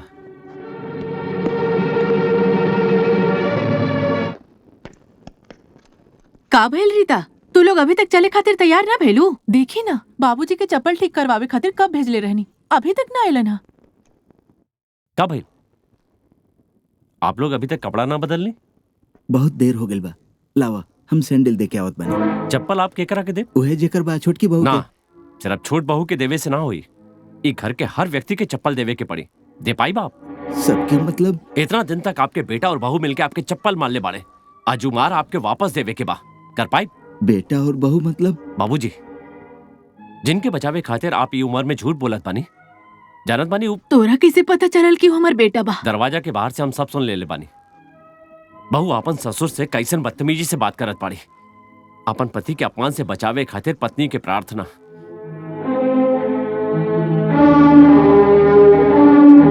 आप लोग जिनके जन्म देले बानी, पढ़ा लिखा के इंसान बनौले बानी, आपके वो 3 संतान आज शैतान बन चुकल बानी। उनके सजा मिल ही के चाहिए। राजीव सुना, आज हम आपके कोनो बात न सुनब। संतान के हाथ से माँ बाप के अपमान के बदला हम उनकरा से लेके रहब। विजय जी, विजय जी। राजीव छोड़ दे बेटा। ना, बिल्कुल ना। राजीव, विजय जी, राजीव, विजय जी, राजीव छोड़ दे। राजीव छोड़ दे बेटा। विजय जी। का भाई? हम चप्पल देवे आयल बानी। चप्पल? कौन सा चप्पल? बुलाएं अपन भाई और उनकर पत्नियां के। बुलाएं। बेटा शांत हो जा, बेटा शांत हो जा। ए विजय, तू कमरा में जा अभी। अरे का भइल बा भैया? ये चप्पल के करबा? हमारा। एक अकेला? का कहीं नहीं, एक जवाब बाद में दे। पहले ही बतावा ई के बारे। ई मतलब ये आपके के लागत बाड़े? बाबूजी इनकरा के सब बता दिले। ना ये कुछ ना बताउलन, बतैला इनकर ये गंदा शर्ट, इनका गंदा शर्ट के नीचे ये आपके गंदगी छुपावे के कोशिश करत बाने। इस शर्ट देख के केहू के पता न चले कि इनकर 3-3 बेटा बाने, 3-3। पता बा विजय जी हमरा के का करे के मन था? उहे चप्पल से हम आप तीनों के मुंह पे मारी। राजू जी, आप अपन हद से कुछ ज्यादा ही बढ़ रहल बानी। सही कहला।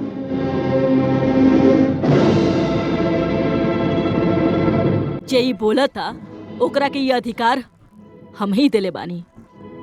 एगो नया साड़ी पर बदल गई नी? नया साड़ी पर ना बदलनी ही बहू, हमरा जीवन में एगो नया संतान आइल बा, ऊ ई बा। हमार बेटा के वजह से हम बहुत खुश बानी। बेटा? हाँ, तोहरा जैसन ई हमार गर्व के बेटा नहीं खे, ई हमार गर्व के बेटा बा, जेकरा से हमरा गर्व महसूस होखेला। खुद के बेटा से दूसर बेटा ज्यादा प्यारा बा? बेटा ऐसन 3-3 के बेकार बेटा के माँ भइला से हम एकर माई कहलाई, ई हमरा खातिर गर्व के बात बा। हम बहुत खुश बानी। सुनी विजय जी, जे होके के रहल हो गई, आप कोनो नया काम वाला ढूंढ ली। चलिए ना बेटा ना, ये लोग के सजा दे के तू हमनी के सजा देबा। ये लोग कुछ भी करे, बाकी बाड़न तो हमरे संतान। ये उम्र में हम ये लोग के नहीं छोड़ सकत बेटा।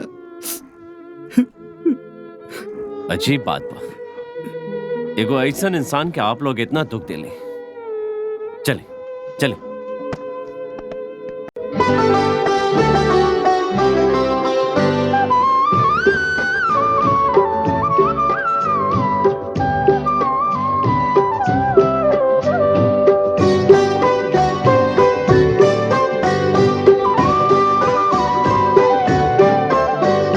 सबसे प्यारी सबसे न्यारी होठों वाकई हंसी, तो हर दामन में रह जाई बस नन्हे मुन्हे जैसन। सबसे प्यारी सबसे न्यारी होठों वाकई हंसी, तो हर दामन में रह जाई बस नन्हे मुन्हे जैसन। तू हमार हो सपना, तू ही हमार माँ, तू हमार हो सपना, तू ही हमार माँ। सबसे प्यारी सबसे न्यारी होठों वाकई हंसी। सही कहला।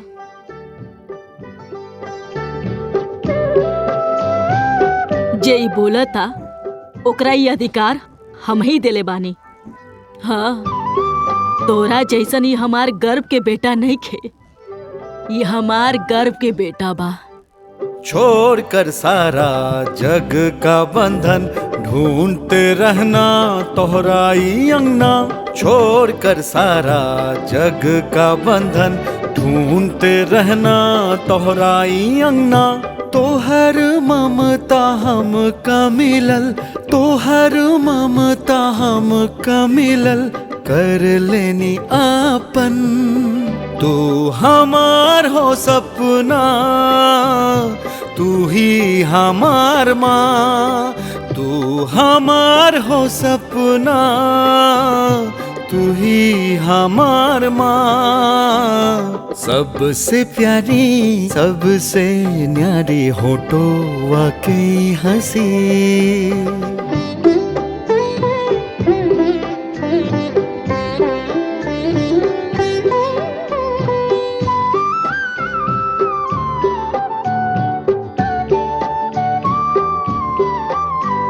माता पिता हमने जो पाइनी, धूप में मिलल शीतल छाया।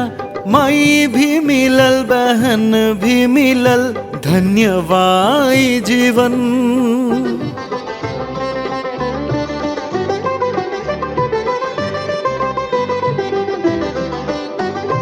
माता पिता हमने जो पाइनी, धूप में मिलल शीतल छाया।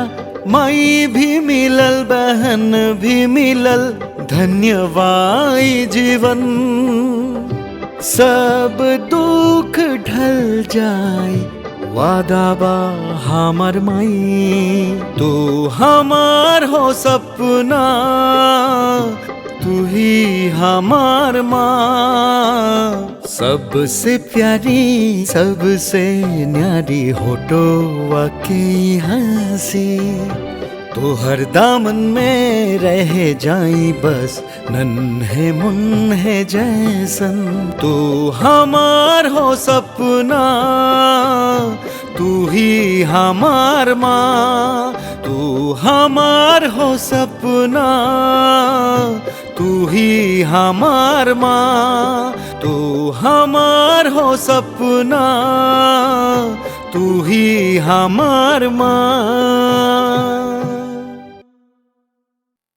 आज से आप लोग हमार कमरा में ही रहो। जा सीढ़ी के नीचे से सामान लेके आ।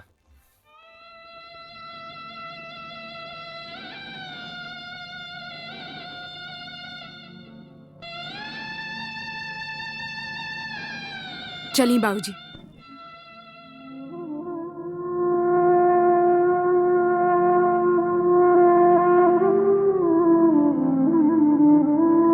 का भाई चली?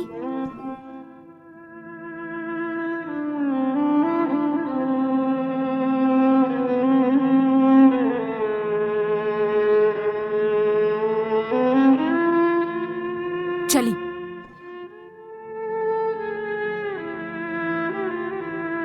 दादाजी चलो, अरे चलो चलो चली ना।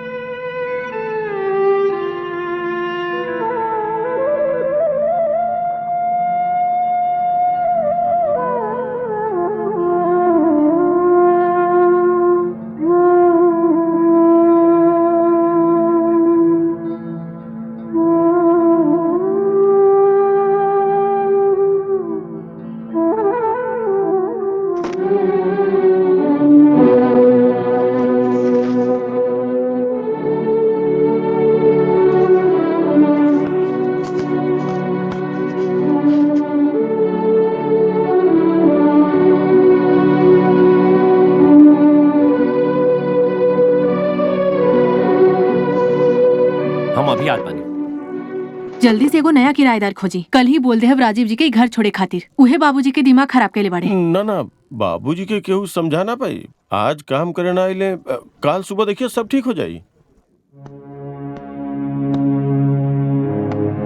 अंदर आ सकेले? आप क्या चाहिए? अच्छा भइल कि आप सब यहाँ बानी।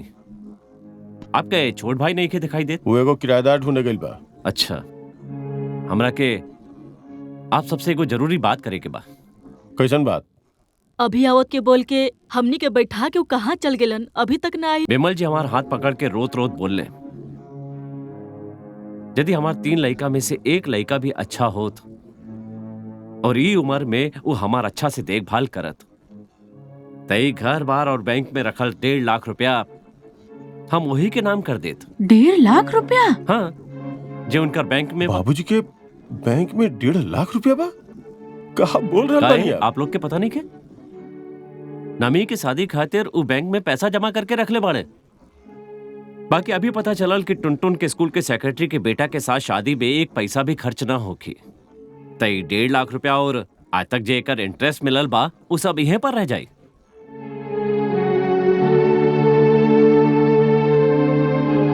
तो हम बोलत बानी कि अगर आप में से मुमकिन होखे त कोनो एक लड़का अगर उनका अच्छा से थोड़ा बहुत देखभाल ख्याल व्याल रखे तो ऐसा लागत बा कि पूरा का पूरा पैसा वही बेटा के नाम पर कर दी है। आपकी सही पता बा? पिताजी के अकाउंट में 1.5 लाख रुपया बा। हाँ देखिए, हमरा के पासबुक देले बाड़े कि हम लिखवा के लाएं कि आज तक उनका जमा कैल पैसा में कितना इंटरेस्ट भइल बा। तनी पास दिखाई तो।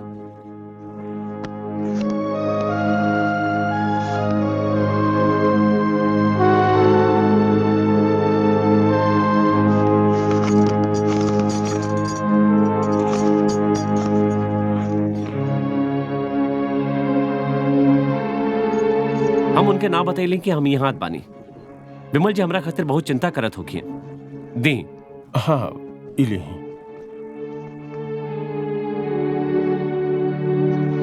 सच बताएं तो विमल जी के इतना गुस्सा बा कि हमरा लागत था कि नमी के शादी के बाद वो घर बार बेच के चल जाइए। तो देखिए अगर आप तीनों में से केहू एक थोड़का सा चलत बानी। नमस्कार। कमरा में चलिए।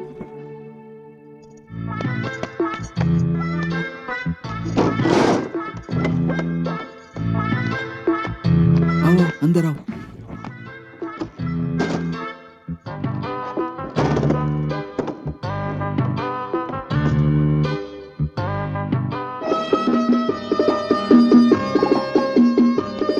मछली लाइल बानी, माई बने हैं और हमने सब बैठ के खाई। वो लोग के खाना हम करब, सब हम करब। कोयला तोड़ब, बर्तन माजब। तू चाहे जितना कर ला, बाबूजी हमने के पैसा ना दी हैं। काहे? तू बाबूजी के अपन सैंडल सिवावे काहे भेज ले रहलो? लेकिन रउए तो बोले रहनी जाके बाबूजी के चप्पल देदा सिला के ले आइए। हम बोला वो सुन लेबू। हमार सब बात तू सुने लुका। तोरा चाहत रहे कि तू हमरा डट तू। हम डटब तोहरा के? अरे वो दिन हम तोहरा के कितना बार मना कईनी, लेकिन फिर भी तू सबके सामने जाके बाबूजी से कहलू कि तोहरा से माफी मांगे हो। हम तो बाहर से आयल रहनी, गलती हमसे भी हो सकेला, लेकिन ये सब देखला बाद रउआ के भी हमके थप्पड़ मारे के चाहिए ना। तो 1.5 लाख रुपया आज हमनी के पास रही। तोहरा के थप्पड़ मरला के बाद वो 1.5 लाख रुपया भोग करे खातिर का हम जिंदा बसती? बगलिए में रसोई घर बा, ओजा से कोई चाकू लेके तू हमार गर्दन काट के धड़ से अलग कर दे तू। बकवास बंद करा। पहले ये सोचा कि वो पैसा हमने के कैसे मिली। मौका तो अभी सब ढूंढता, हमने के कुछ सोचे के पड़ी। कहा कल जाओ कि वो पैसा हमने के मिल जाए। हम जाके अलार्म लगा देत बानी। तू कल भोरे 4 बजे कोयला तोड़े बैठ जाइए। अलार्म कहाँ से बजी? तारा लगे घड़ी कहाँ बा? अभी तो बज रहल बा, बाकी बाद में भी बाजी की ना। हाँ हाँ बाजी। अभी थोड़ा देर पहले ही आपके दोनों भाई आ करके ऐसा ही घड़ी लेके गए बड़े। वो दोनों का साथ में आयल रहले ना, पहले आयल रहले आपके छोटका भाई, ओकरा बाद आइले हैं वो आपके बड़का भाई, ओकरा बाद आईनी है आप। क्या बात बताई था? एक ही दिन के अंदर तीनों भाई आप लोग एक ही घड़ी लेके जाते नहीं? का अलार्म बजावे के बा का? जागत रहो कि सुतहो के बा?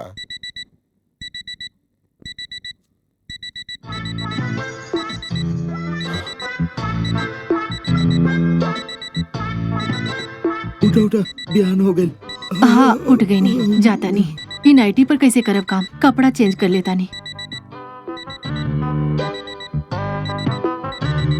ए, उठा उठा, 4 बज गई बा, उठा।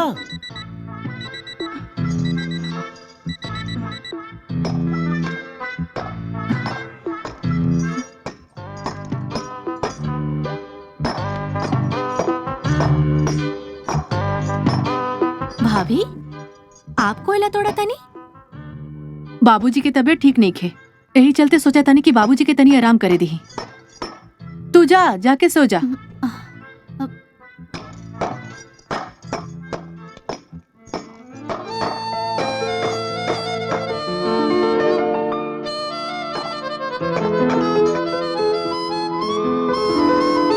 रहुआ कहाँ जाता नहीं मंजली भाभी?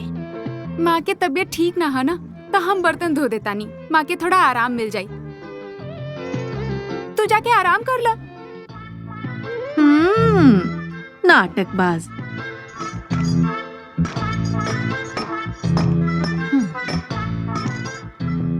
तू कहाँ जाता रू रीता?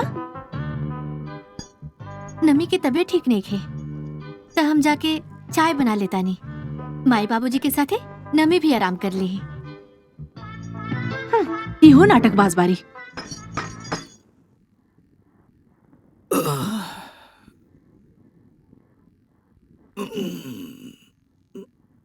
ए नमी, नमी उठा उठा, भोर हो गई।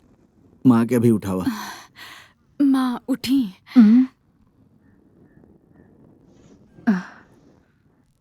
हे भगवान।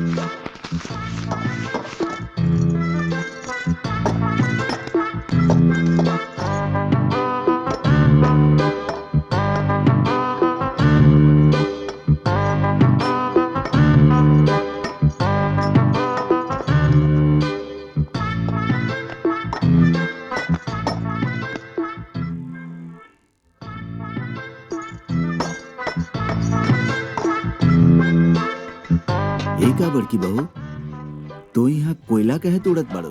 आपकी तबीयत ठीक नहीं की ना बाबूजी? हम और आपके बड़ बेटा मिलके सब संभाल ले हम। तब तक रहुआ कुछ दिन सेहत पर ध्यान दी। तो हर कमरा में सो के आराम करब। हाँ माँ, हम और आपके मजला बेटा सब संभाल लेब। आप और छोटा भैया सब संभाल ले। आज न तक कल तोहर शादी तो हो जाई, यही चलते सब छोड़ के जाके हमरा कमरा में आराम कर। ठीक बा, हम बाजार से जाके दूध ले आवत बानी। दूध लायब? ऊ देखी।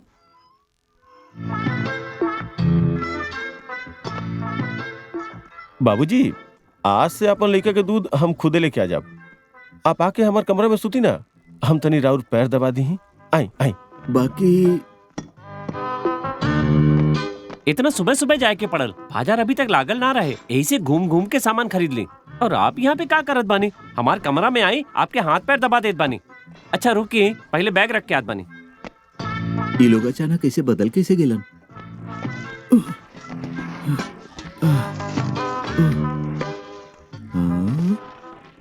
ई का घसीट के ले आवत बड़ा? आपके तकलीफ होइत ना, ऐसे हम उपला लेके आगे नहीं, हर हफ्ते जाके ले आइब। अच्छा हाँ सुनी, आप हमारे कमरा में आराम करें, हम आपके पैर दबा देब। चलो।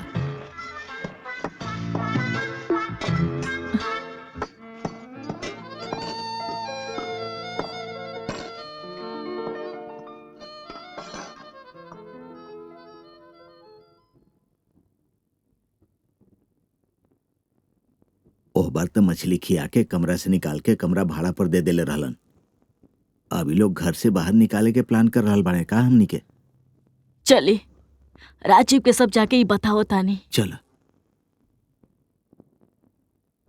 एक के साथे 10,000 रुपया चाहिए, बिजनेस करे के बाका? बिजनेस मतलब बोली ना पापा के। आप बिजनेस भी समझ सकत बानी। हमनी के अचानक पता चलल कि पिताजी के अकाउंट में 1.5 लाख रुपया रखल बा, जे बाबूजी बहन के शादी खातिर जमा कैले इनकर रहल। बहन त एगो अमीर लड़का से प्यार करके शादी कर रहल बिया। इनकर बाबूजी एक पैसा भी ना खर्चा कर रहल बनी। बाबूजी तय कैले बाड़न कि वो 1.5 लाख रुपया तो ने तीनों भाई के बीच में बांट दिए हैं, ये ना? ना तब तक उन्हें बातें न रहत। असल में हमनी तीनों भाई शादी के बाद माई बाबूजी से कबो अच्छा बर्ताव ना कैली, तो बाबूजी गुस्सा होके ही तय कैले बाड़े कि 1.5 लाख रुपया रामकृष्ण मिशन में डोनेट कर दी है। लेकिन हमनी के एगो गुप्त जानकारी मिलल बा कि बाबूजी फैसला बदल लेल बानी। बाबूजी तय कैले बाड़े कि हमनी तीनों भाई में से जे भाई उनकर सबसे अच्छा से देखभाल करी, उहे उनकर सारा संपत्ति के हकदार बन जाये। अभी तो तोनी के घर पर बहुत कंपटीशन है। हाँ, हमनी और गोपाई तय कैले बानी। वो दिखावा ना लिस्ट। भोरे भोरे हॉर्लिक्स और फिर बोर्नवीटा। थोड़ा सा पनीर, नाता फल, सेब नाता अंगूर, कबो कबो मछली, कबो कबो मटन। शाम के फिर हॉर्लिक्स और फ्रूट्स। रात के रोटी के साथ चिकन और खीर।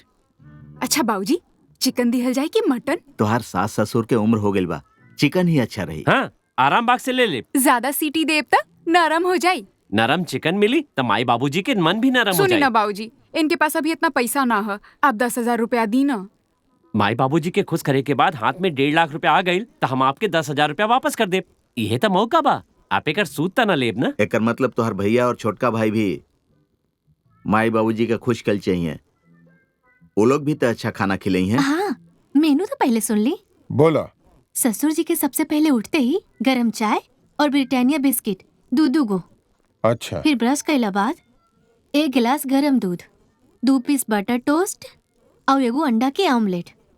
अच्छा बाबूजी, हाँ? ऑमलेट अच्छा होला कि पोच अच्छा होला? घुमा फिरा के दिया, आज ऑमलेट देबू तो काल पोच दिया। ठीक बा। ओकरा बाद दोपहर में दाल, चावल, सब्जी, फूलगोभी, गोभी, आलू मटर के सब्जी। फूल गोभी तो बहुत महंगा पड़ी। दाम के बारे में सोचला से ना चली। वो अगर फूलगोभी खिला दिए तो हमने के हाथ से 1.5 लाख रुपया बिल्कुल निकल जाये। हाँ, वो तो ठीक बा।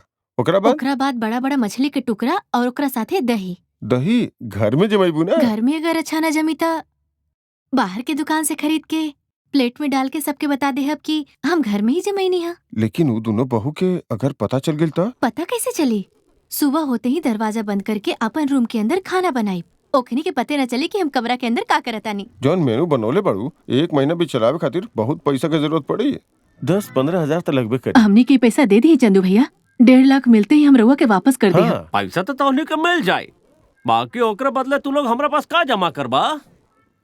जमा रखे के पड़ी? जरूर। तू लोग अपन माँ बाप के देखभाल ना करेला तो हमरा के तो जरूर धोखा देबा ना। गला के ही चैन और चूड़ी खोल के हमारा पास रख दा और 15,000 रुपया ले जा और सूद समेत पैसा लौटा के सब सामान वापस ले जाइए।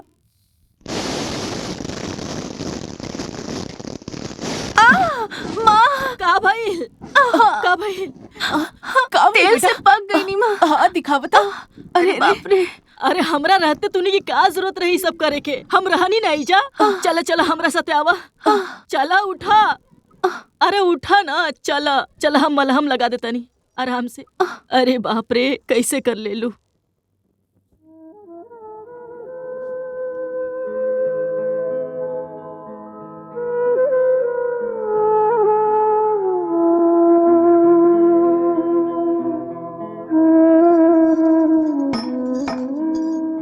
हे भगवान।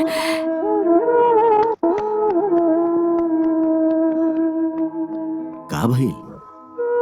कुछ ना भइल बाबूजी। उठा। अरे हम कहत बानी ना, उठा उठा उठा। तू लोग काहे ना समझेलो? तू लोग हमार संतान बाड़ो। तोहनी के जरा सा भी चोट लागी तो वो हमार सीना में तीर जैसन आके लगी।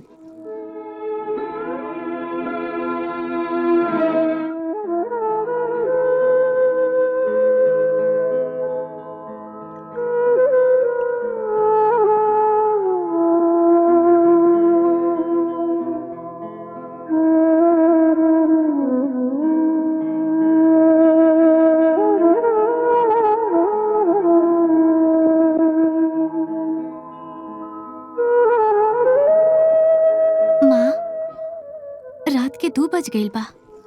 आप अभी तक सोते ना गई नी? तोहरा के हम जन्म ना देनी तक का भाई? तू हमार बेटी बाड़ू छोटी बहू। जब तक तहार बुखार कम ना होई तब तक हम कैसे सो सकीला? तू आराम से सो जा।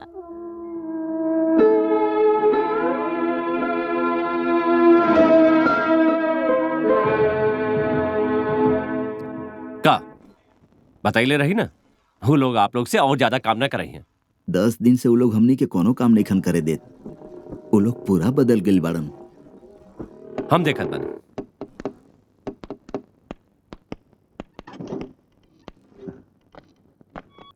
आप यहाँ? कल स्कूल के एनुअल फंक्शन बा। तोरा के एगो गाना गाए के बा। हम गाना गाए? वहाँ से सीधा हमारे घर में लेके जाए। पापा तोहरा साथ बात करे के चाहत वो तो ठीक बा, लेकिन गाना गावा ना। ई तो दिन गाना में कहले रहल ना कि माँ बाप के कोनो कदर नहीं खे, तो ओकर जवाब दे दिया। अब तो सब कुछ बदल गइल बा।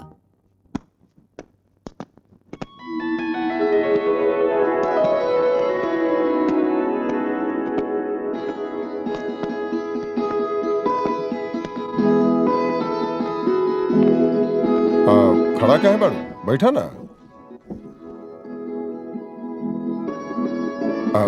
ठीक बा ठीक बा ठीक बा, बैठा बैठा।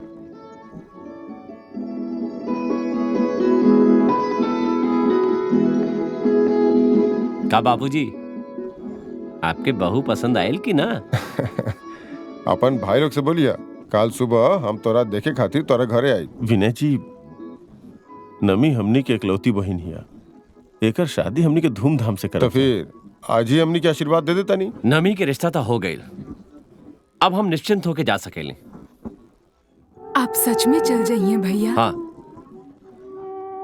जाए से पहले हम सबके हाथ जोड़ के माफी मांगत बानी। माफी मांग रहल बानी? काहे? का कहले बानी आप? कहले रहली कि पिताजी के अकाउंट में 1.5 लाख रुपया बा। वो झूठ रहे। पिताजी के अकाउंट में एगो पैसा नहीं खे। ये पुराना पासबुक में हम खुद ही पैसा के अंक डाल देली।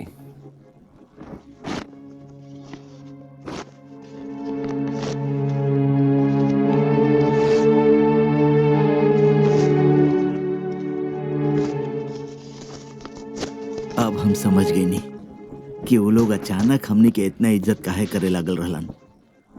सुना, झाड़ू उठाला। नमी, चला चूल्हा जलावा। ना ना, आप लोग के काम करे के जरूरत नहीं है। आप लोग के अपना संगे ले जाए। अपना संगे ले जाए? हाँ। ना भैया, हम मानत आनी कि हम माँ बाबूजी और नमी के ऊपर बहुत अत्याचार कैले बानी, लेकिन हमके ओकर इतना बड़ा सजा मत दी।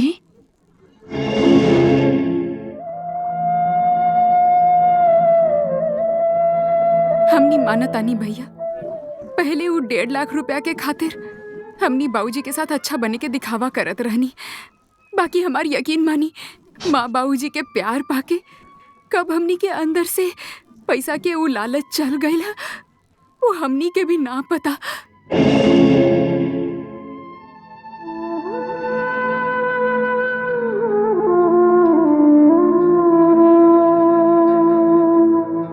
बाबूजी, माँ बाप के छोड़ के ससुराल आइला के बाद काफी दिन बाद ही सही, लेकिन हमके हमार माँ बाबूजी वापस मिल गए। मेहरबानी करके रहुआ हमने के माई बाबूजी से अलग मत करी।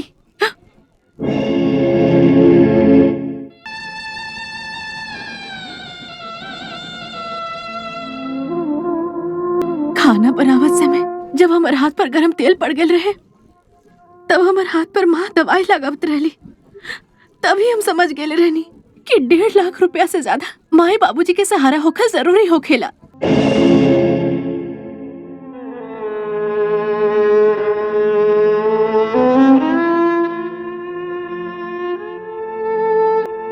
राजीव जी, वो दिन रहुआ हमनी सबके चप्पल से मारे खातिर बोले रहनी, खोली चप्पल और मारी हमनी सबके। हम मुंह बंद करके सब कुछ सह ले,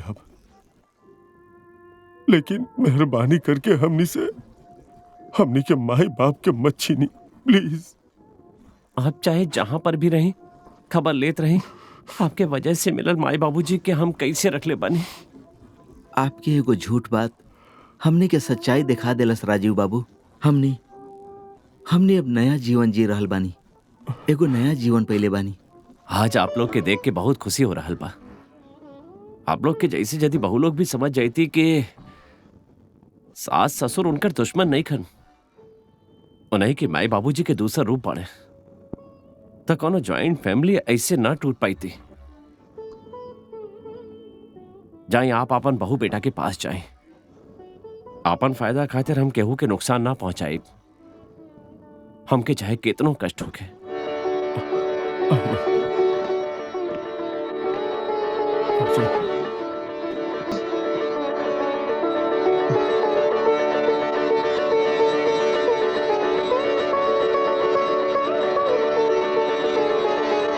हाँ, सही समय पे आयल बानी।